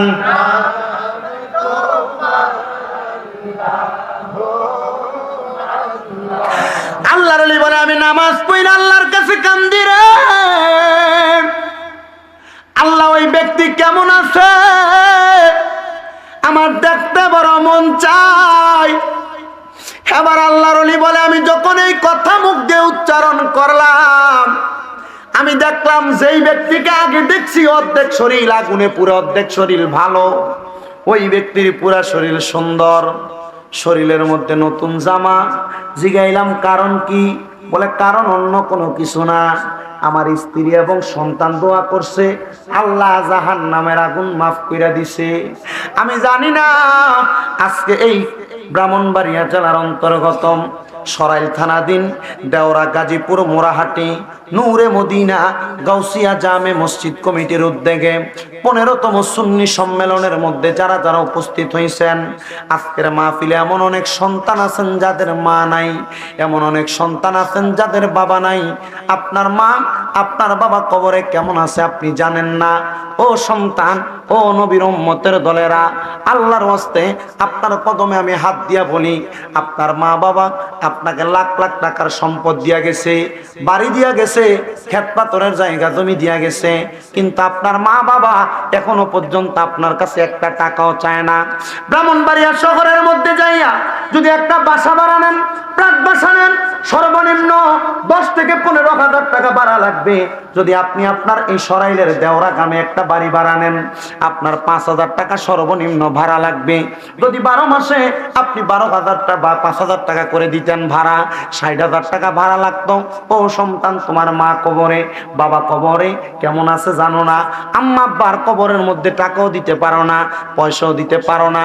অনেকে চিন্তা করে, হুজুর আমার মা বাবা বড় কষ্ট করে আমারে মানুষ করছে, আমার আব্বা জান নিজের রক্তরে পানি বানাইছে, রোদের মধ্যে পুইরা মেঘের মধ্যে ভিজা আমার আব্বা সিরা লুঙ্গি পরে সময় কাটাইছে, এখন আমার আব্বা জান অন্ধকার কবরে, আমার আব্বা জান এখন অন্ধকার কবরে। হুজুর আমি বিদেশ কইরা লাখ লাখ টাকার মালিক হইছি, হুজুর আমি এখন সম্পদের মালিক, আল্লাহর কসম ঈদ যায় চান যাই, আমি আমার আব্বা জানরে 500 টাকা দিয়ে কিনে একটা লুঙ্গি পরাইতে পারি না। হুজুর পরাইব কেমনে, আমার আব্বা তো অন্ধকার কবরে। অনেক সন্তান চিন্তা করে, হুজুর আমার মা নাই, আমার মা নিজের সকালবেলা পান্তা ভাত গুলা খাইতো না, আমার মা পান্তা ভাত গুলা রাইখা দিত। মা চিন্তা করতো আমার সন্তান রোদ থেকে পড়ালেখা কইরা আসলে পানি ভাতটা খাইলে তার কলিজাটা ঠান্ডা হইব। হুজুর আমার মায়ের কাপড়টা ছিঁড়া ছিল, মা সুই দিয়া সুতা দিয়া সেলাই করতো, কিন্তু আমার মা কাপড় রাস্তার মধ্যে 10-5 টাকা বাইন্দা রাখতো আমি সন্তানরে বিকালে নাস্তার খরচ দেওয়ার জন্য। হুজুর ঈদের দিনে আমার আম্মা আমার আব্বা পুরান জামা কাপড় পরতো গো, আমি সন্তানদের নতুন জামা কাপড় কিনা দিত, কিন্তু আমার আম্মা আব্বা নতুন জামা কাপড় পরতো না। হুজুর, আমার আম্মা আব্বারে যদি জিজ্ঞাসা করতাম কি গো আপনারা কি নতুন জামা কাপড় কিনেন নাই, আমার মা বাবা উত্তর দিত এখন কি আর আমরা ঈদের বয়স আসেনি, কিন্তু মা বাপ যে অভাবের কারণ নিজে কিনে নাই ওই টাকা দিয়ে আমরা কিনা দিছে বলতো না। হুজুর, এখন আমি সন্তান, লাখ লাখ টাকার মালিক, আমার টাকার অভাব নাই, আমার টাকা ব্যাংকে পড়ে আছে, আমার বিছানার নিচে পড়ে আছে। হুজুর, আমি চাইলেও আমার মারে 500 টাকা দিয়ে কিনে একটা কাপড় পরাইতে পারি না। সন্তান রে, এই টাকা দিয়া কি করবা যদি তুমি তোমার মার মুখে একটু শান্তি না দিতে পারো? তোমার আব্বা জানের কাছে 5 টাকা 10 টাকা চায়া চানিতা, তোমার আব্বা জান নিজের চা খাওয়ার টাকাটা তুমি সন্তানের হাতে তুইলা দিত।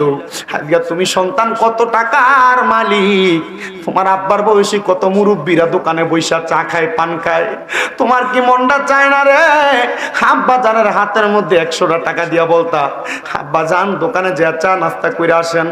অনেক পোলাপান এমন ভাবে কান্দে, হুজুর আমার টাকা আছে, আমি আমার আব্বা জানরে 100টা টাকা দিতে পারি না হাত খরচের জন্য। আজকে দেওরা গাজীপুরের মোরাহাটির কত মাইয়ারা ওয়াজের মধ্যে আসছে, অন্য বছর মাহফিলে আসলে আইসা বাড়ির মধ্যে তারা আব্বার মুখটা দেখে। অনেক মহিলারা আসছে বাড়িতে আইসা তারা আব্বার মুখ দেখে নাই।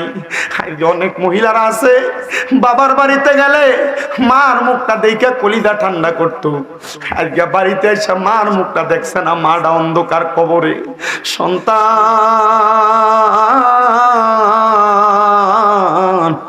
আব্বা আমাদের কবরে কেমন আছে তুমি জানো না? আগে আব্বা সন্তান একটু অসুস্থ হইলে রাত্রে ঘুমাইতো না, মাথাটার কাছে বসে থাকতো, মা মাথায় পানি দিয়া দিত, তেলে পানি নিয়ে মাথার মধ্যে দিয়া দিত। আজকে জ্বর হইয়া পড়ে থাকলে কেউ একটা বার এসে খবর নেয় না, কিন্তু আব্বারে দে 3.5 হাত মাটির ঘরে বাঁশমুড়ার নিচে পুকুর পাড়ে শোয়া দিয়ে আসতো, একটা বার কি সন্তান খবর নিলা না? আব্বাজান কবরে কেমন আছে? দুনিয়ার বিদেশে থাকলে ইমো কলের মাধ্যমে ভিডিও কল দিয়ে আব্বার মুখ দেখো, আব্বার এমন বিদেশের মধ্যে দিয়ে আসছো আব্বার সঙ্গে ভিডিও কলেও কথা বলা যায় না, আব্বা কেমন আছে দেখো না। আল্লাহ তাদের এমন আব্বা কবরে, আব্বার কবরটারে নাজাত বানায়া দেন। ওরে ভালোবাসি তোমায় বাবা, বুকটা যে যায় ছিঁড়ে, তোমার কথা হৃদয় মাঝে পড়ছে বারে বারে। বাবা তুমি কেমন আছো ছোট মাটির ঘরে, তোমার কথা হৃদয় মাঝে পড়ছে বারে বারে। বাবা গো বাবা, বাবা গো বাবা, ওরে দরজাটা খুলতে খেয়ে যাই ধোকা, বাবা বুঝে বলছে এলে নাকি খোকা, বুকের ভিতরটা লড়ে চড়ে ওঠে, সবাই আছে শুধু বাবা নেই, শুধু মানে। অনেক সন্তান আছে বাইয়ে বাইয়ে ঝগড়া করে মা বাপরে জুদা করছো, আলাদা করছো, সাবধান, দেও পারলে সন্তান তোমার পাও আমার সামনে দাও, আমি শামীম রেজার জিব্বা লাগে তোমার পাও পরিষ্কার করে দিব, তবুও মাপ চাই, মা বাপরে জুদা করিস না, আলাদা করিস না। হুজুর কেন? কারণ মা বাপ যদি সন্তানের 1 দিরহাম পরিমাণ সম্পদ নষ্ট করে, সম্পদ খায়, আল্লাহ তাআলা ওই সম্পদের বৃদ্ধি করে বরকত বাড়ায়া দেয়। মা বাপরে নিয়ে ভাগাভাগি না কইরা, কিন্তু তখন সমাজের মধ্যে মা সকালবেলা 1 ভাইয়ের ঘরে খায়, দুপুরবেলা আরেক ভাইয়ের ঘরে খায়, রাত্রবেলা আরেক ভাইয়ের ঘরে খাবার খায় না। কেউ যদি এমন আলাদা করে থাকো, আজকে মা বাবার পায়ে ধরবা, দয়া বলবা মা আল্লাহর রাস্তায় আমারে মাফ করে দেন, আল্লাহর রাস্তায় আমারে ক্ষমা করে দেন, বলবা মা আমারে ক্ষমা করে দেন, আর জুদা খাওয়া লাগবে না, এখন থেকে আমি সন্তানের ঘরের মধ্যে খাবার খাইবেন। যতক্ষণ পর্যন্ত মা বাবা মুখ দিয়ে বলছে মাফ করে দিছি, ততক্ষণ পর্যন্ত মা বাবার পাও ছাইরো না। হুজুর কেন? কারণ আম্মা আব্বা যদি মাফ না করে আমার আল্লাহ তোমারে মাফ করবে না, আম্মা আব্বা যদি ক্ষমা না করে আল্লাহ তোমারে ক্ষমা করবে না। অনেকে চিন্তা করে হুজুর যাদের বাড়িতে বাবা আছে তারা বাড়িতে যা বাবার পায়ে ধরে মাপ চাইবো। আমার তো আব্বা নাই, আমি কার পায়ে ধরে মাপ চামো? অনেকে চিন্তা করে হুজুর যাদের বাড়িতে মা আছে তারা বাড়িতে যে মার পায়ে ধরে মাপ চাইবো। আমার তো মা নাই, আমি কার পায়ের মধ্যে ধরে মাপ চাইবো? ও সন্তান, আম্মা আব্বা যদি কবরে থাকে একটু পরে আখিরি মুনাজাত হবে, দোয়া করবা রব্বির হামহুমা কামা রব্বায়ানি সগীরা ওয়া কুর রব্বির হামহুমা কামা রব্বায়ানি সগীরা। আল্লাহর নবী কয় কোন সন্তান যদি এই দোয়াটা পইরা চোখের মনি কোঠার মধ্যে একটা মাছির মাথা পরিমাণ পানি চাইরা দিয়া কান্না করে, ওই পানিটা মাটিতে পড়ার আগে আমার আল্লাহ তার মা বাবার জীবনের গুনাহ মাফ করে দেয়। ও আল্লাহ, যারা মা কবরে, যারা আব্বা কবরে, তাদের আম্মা আব্বার কবরটারে জান্নাতের বাগান বানাও। আমি বলবো শুধু মা বাবার কদমে ধরে মাপ চাওয়া না রে সন্তান, যদি মাঝে মাঝে তোমরা সুযোগ পাও আম্মা আব্বার পায়ে চুমা দিবা। আমি শামীম রাজা এলেম দিয়ে ওয়াজ করি না, আমি শামীম রাজা বয়স দিয়ে ওয়াজ করি না, কণ্ঠ দিয়ে ওয়াজ করি না। আল্লাহ তাআলা কোনো দিকের যোগ্যতা আমারে দেয় নাই। তবে আমি যখন ক্লাস 9 মধ্যে পড়তাম, ওয়াজের মধ্যে শুনছি আম্মা আব্বার কদমে চুমা দিলে নাকি জান্নাতের চৌখাটে চুমা দেওয়া সওয়াব পাওয়া যায়। আমরা বেড়ার ঘর ছিল, বাতার বেড়ার ঘর, আমার আম্মা আব্বা শুয়ে রইছে একটা চকির মধ্যে। মাহফিল থেকে আইসা দরজাটা খুইলা আম্মা আব্বার ঘুম অবস্থায় মা বাবার পাউডির ভিতরে চুমা দিছি।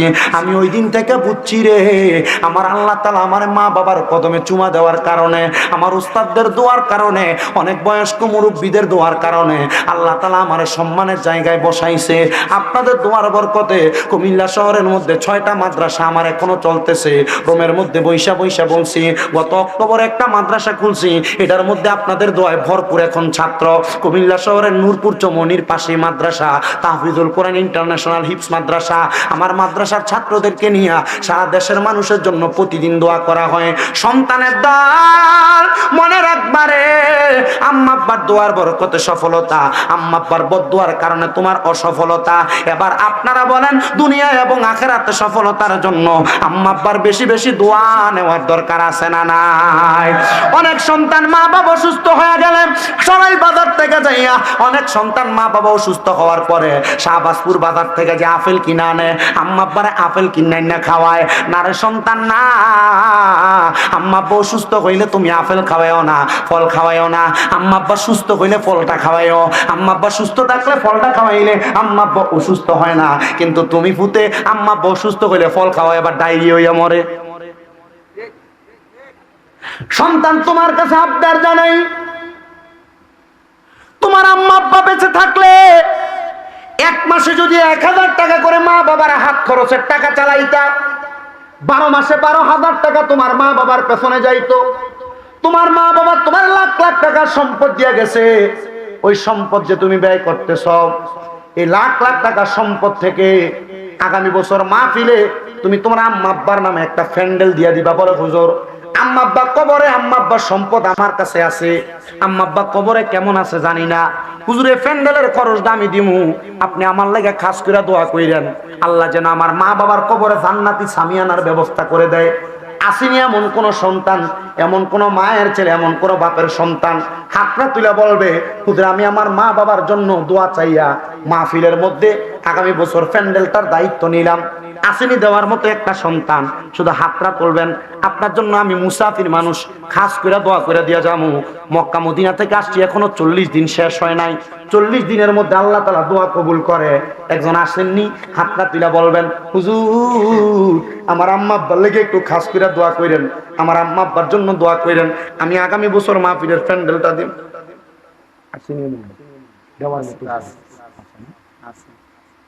প্যান্ডেলটা করতে কত লাগবে? কত লাগবে প্যান্ডেলটা? 20,000 টাকা লাগবে। হ্যাঁ, একটা হাত তো। আচ্ছা, 2 জন সন্তান চাই, প্যান্ডেল করতে 20,000 টাকা লাগে। একজন বলবেন হুজুর আমি 10,000 টাকা আগামী বছর আমার মা বাবার নামের উপরে আল্লাহর রাস্তায় দান করব, নবীর মাহফিলের মধ্যে। যদি থাকে দিবেন, না থাকলে অসুবিধা নেই। কয়েকজন মানুষ একটু শর্টকাট করে দান করবেন, একটু কয়েকজন তাড়াতাড়ি করেন, তাড়াতাড়ি।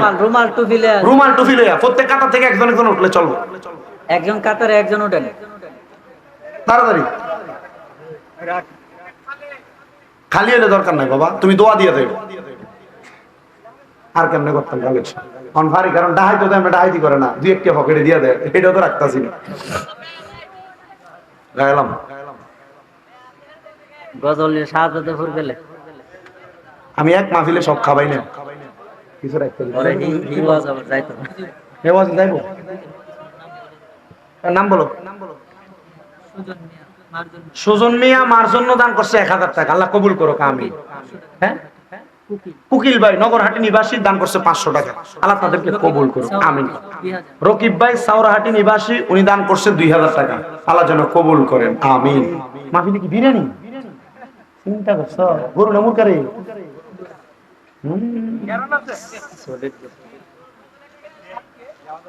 ঠিক আছে রে। আর কেদির কথা চিন্তা করে লাভ আছে? টিয়া দিব মানছে তোমরা খাওয়াই আছে করে লাভ আছে? এটা তাড়াতাড়ি করে না, তাড়াতাড়ি কর, লেট করলে দেরি হয়ে যাবে। সবাই আমি একটা সুযোগ দিতেছি, এর মাঝে আপনারা তাবারুক দিবেন। যারা তাবারুক দিবেন একটা কথাও বলবেন না, আপনারা ইশারায় কাজ করবেন।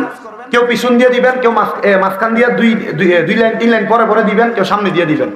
এভাবে ছড়ায় ছিটিয়ে দিলে সুবিধা হবে। সবাই একবার সূরা ফাতিহা, 3 বার সূরা ইখলাস, 24 বার দুরূদ শরীফ। আই বড়বীর আব্দুল কাদের আউলিয়ার শিরোমণি মারহাবা।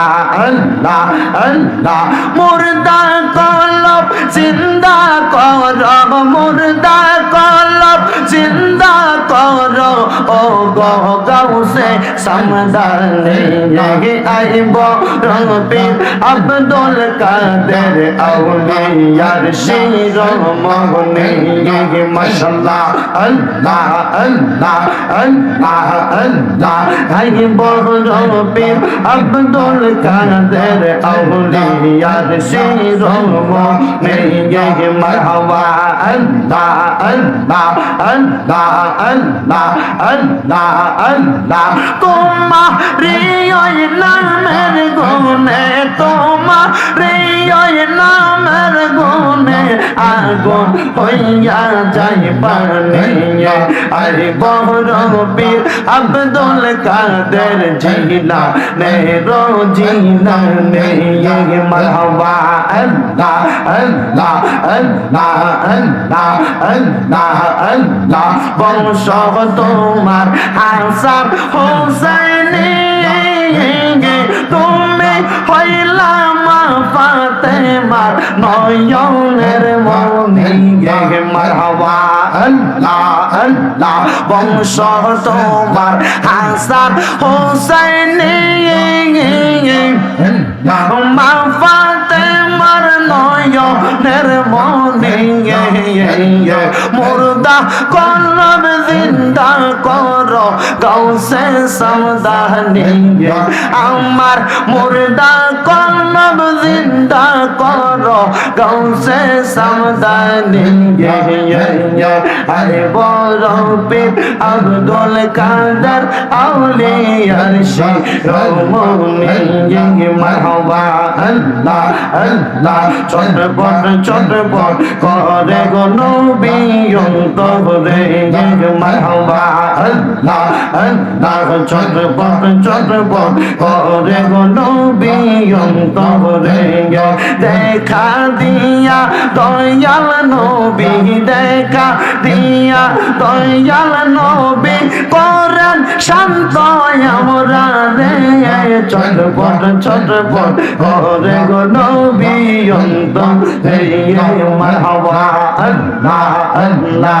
যে দেখাছে নবী চির বদন, ধন্য তার জীবন মরণ মারহাবা। যে পাইয়াছে নবী চির চরণ, ধন্য তার জীবন মরণ।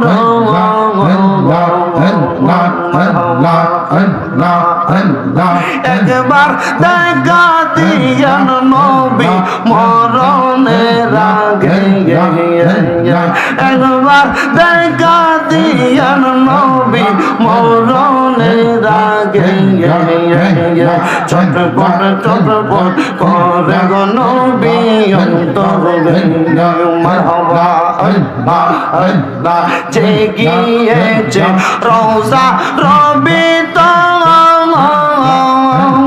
মারহাবা ধন্য তার জীবন রওজা দেখার আশা তাহার এই না অন্তরে রওজা দেখার পিপাসা রয় তাহার অন্তরে সটপট সটপট করে গো নবী অন্তরে মারহাবা আল্লাহ আল্লাহ লা ইলাহা ইল্লাল্লাহু মুহাম্মাদুর রাসূলুল্লাহ সাল্লাল্লাহু আলাইহি ওয়াসাল্লাম। একটা জবানও বন্ধ নাই, জবান খুলে মুহাব্বতের আওয়াজে পড়ি আলহামদুলিল্লাহ। সভাপতি সাহেবের কোনো বক্তব্য আছে নাকি? দোয়া আজকের মাহফিলের যিনি অতিথি জনাব মুফতি আলী হোসেন সুনিয়াল গাজী। বাবারা, মা বোনেরা, তুমি আল্লাহর শাহিন শাহী পাক দরবারে গুনাহগার কাঙ্গালের বেশে দুইখানা হাত বাড়াইছে গো আল্লাহ। আল্লাহ, যার হাত তোমার দরবারে মায়া লাগে, পছন্দ হয়, ওই হাতের উসিলাই আমরা প্রত্যেকের জীবনের গুনাহ তুমি আল্লাহ ক্ষমা কইরা দাও। তুমি তো অন্তর জামি রে আল্লাহ, ওই আমরা হইলাম ফানা, আমরা সুখে কিনা দুঃখে ডাকি গো আল্লাহ। তুমি যাই না কি জানো না রে আল্লাহ, করো আল্লাহ জাগালয় তোমার মনে। মাহুদ, আজকের মুনাজাতের হাদিয়া অনেক সন্তান হাত বাড়াইছে যাদের জগতের মধ্যে আব্বা নাই। যেই বাবা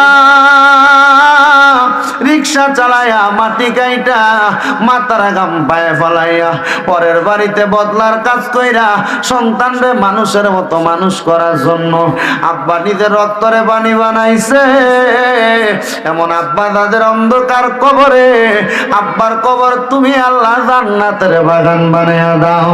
মনিব, অনেক সন্তানের হাত বাড়াইছে যাদের জগতের মধ্যে মা নাই।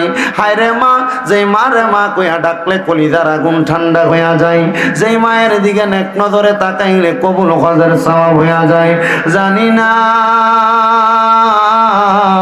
কোন সন্তান জানি এমন জনম দুঃখী মারে হারে হাত বাড়াইছে। আল্লাহ, এমন আম্মার কবর তুমি আল্লাহ জান্নাতের বাগান বানায়া দাও। মনিব, অনেকে হাত বাড়াইছে, মাও নাই বাবাও নাই, জনমের এতিম। আল্লাহ, যাদের মা বাবা দুইজন কবরে, আম্মাই আব্বার কবর নাজাতের ফয়সালা করো। যারা বেঁচে আছে হায়াতে তৈয়বা নসিব করো। আল্লাহ, আম্মা আব্বার খেদমত করার মতো তৌফিক দান করে দাও। আম্মা আব্বার বাধ্যগত সন্তান হিসেবে কবর মঞ্জুর করো। আল্লাহ, আজকের মাহফিলে যারা টাকা দিয়া, পয়সা দিয়া, শ্রম দিয়া, বুদ্ধি দিয়া, পরামর্শ দিয়া, মাইক দিয়া, লাইট দিয়া, প্যান্ডেল দিয়া, মিডিয়ার বাইরা সহ সম্মানিত শ্রোতা মণ্ডলীরা, যারা যারা দোয়া চায় আমার পর্দার অন্তরালের মা বোনেরা, আল্লাহ প্রত্যেকরে তুমি কবুল আর মঞ্জুর করে নাও। মনিব, অনেক প্রবাসী ভাইয়েরা বিদেশ থেকে দোয়া চায়, আল্লাহ আমার প্রত্যেক প্রবাসীদেরকে কবুল করো। অনেক প্রবাসীর অসুস্থ দোয়া চাই, তাদেরকে কবুল করো। আল্লাহ প্রবাসীদেরকে সুস্থ শরীর দান কইরা বাংলাদেশের রেমিটেন্স খাতটারে আর উপরের দিকে উঠানোর মতো তৌফিক দান করো। আল্লাহ, বিশেষ করে এই মাহফিল 15তম মাহফিল, এই মাহফিল তুমি কিয়ামত পর্যন্ত কবুল মঞ্জুর করে নাও। বিশেষ করে ফরিয়াদ জানাই, আমি গুনাহগার, এই মজলিসের মধ্যে সবচাইতে বদকার আমি আমারে মনে করলাম। আল্লাহ, এখানে অনেক আলেম ওলামা আছে, হুফাজে কোরআন আছে, দাড়ি পাকা মুরব্বী আছে, বিশেষ করে মক্কার ঘরে মদিনার ঘরের মেহমান আছে। আল্লাহ, বিশেষ করে তোমার অনেক খাস মকবুল বান্দার আছে, বান্দিরা আছে পর্দার অন্তরালে। জানি না কার দোয়া কবুল করবা। ও আল্লাহ, প্রত্যেকটা দরখাস্ত তোমার কুদরতি কদমে সফরত করলাম। তোমার হাবিবে কিবরিয়ারে যদি তুমি ভালোবাসা থাকো, মোহাব্বত করে থাকো, আল্লাহ প্রত্যেকটা দরখাস্ত তোমার কুদরতি দরবারে কবুল মঞ্জুর করে নাও। রব্বুল আলামিন, ও দয়াল ফরিয়াদ ফরিয়াদ তোমার দরবারে। আমরা যারা হাত বাড়াইলাম, আমাদের প্রত্যেকের মরণের আগে বারবার তাওয়াফে বাইতুল্লাহ জিয়ারতে রওজায়ে রাসূলুল্লাহ নসিব করায়া আখিরি জবানে মধুর কালেমা ইমানি কালেমা জারি করে দিও গো আল্লাহ। যদি আমরা মদিনা না দেখা মারা যাই, মনটা মদিনা মদিনা বলে কান্না করবে। এজন্য সবাই আল্লাহর দরবারে দোয়া করেন আর পড়েন, যারে নামে রেখেছো তুমি মুহাম্মদ রাসূল, সেই নামের উসিলায় দোয়া করো হে কবুল, আল্লাহ করো হে কবুল। বলেন যারে নামে রেখে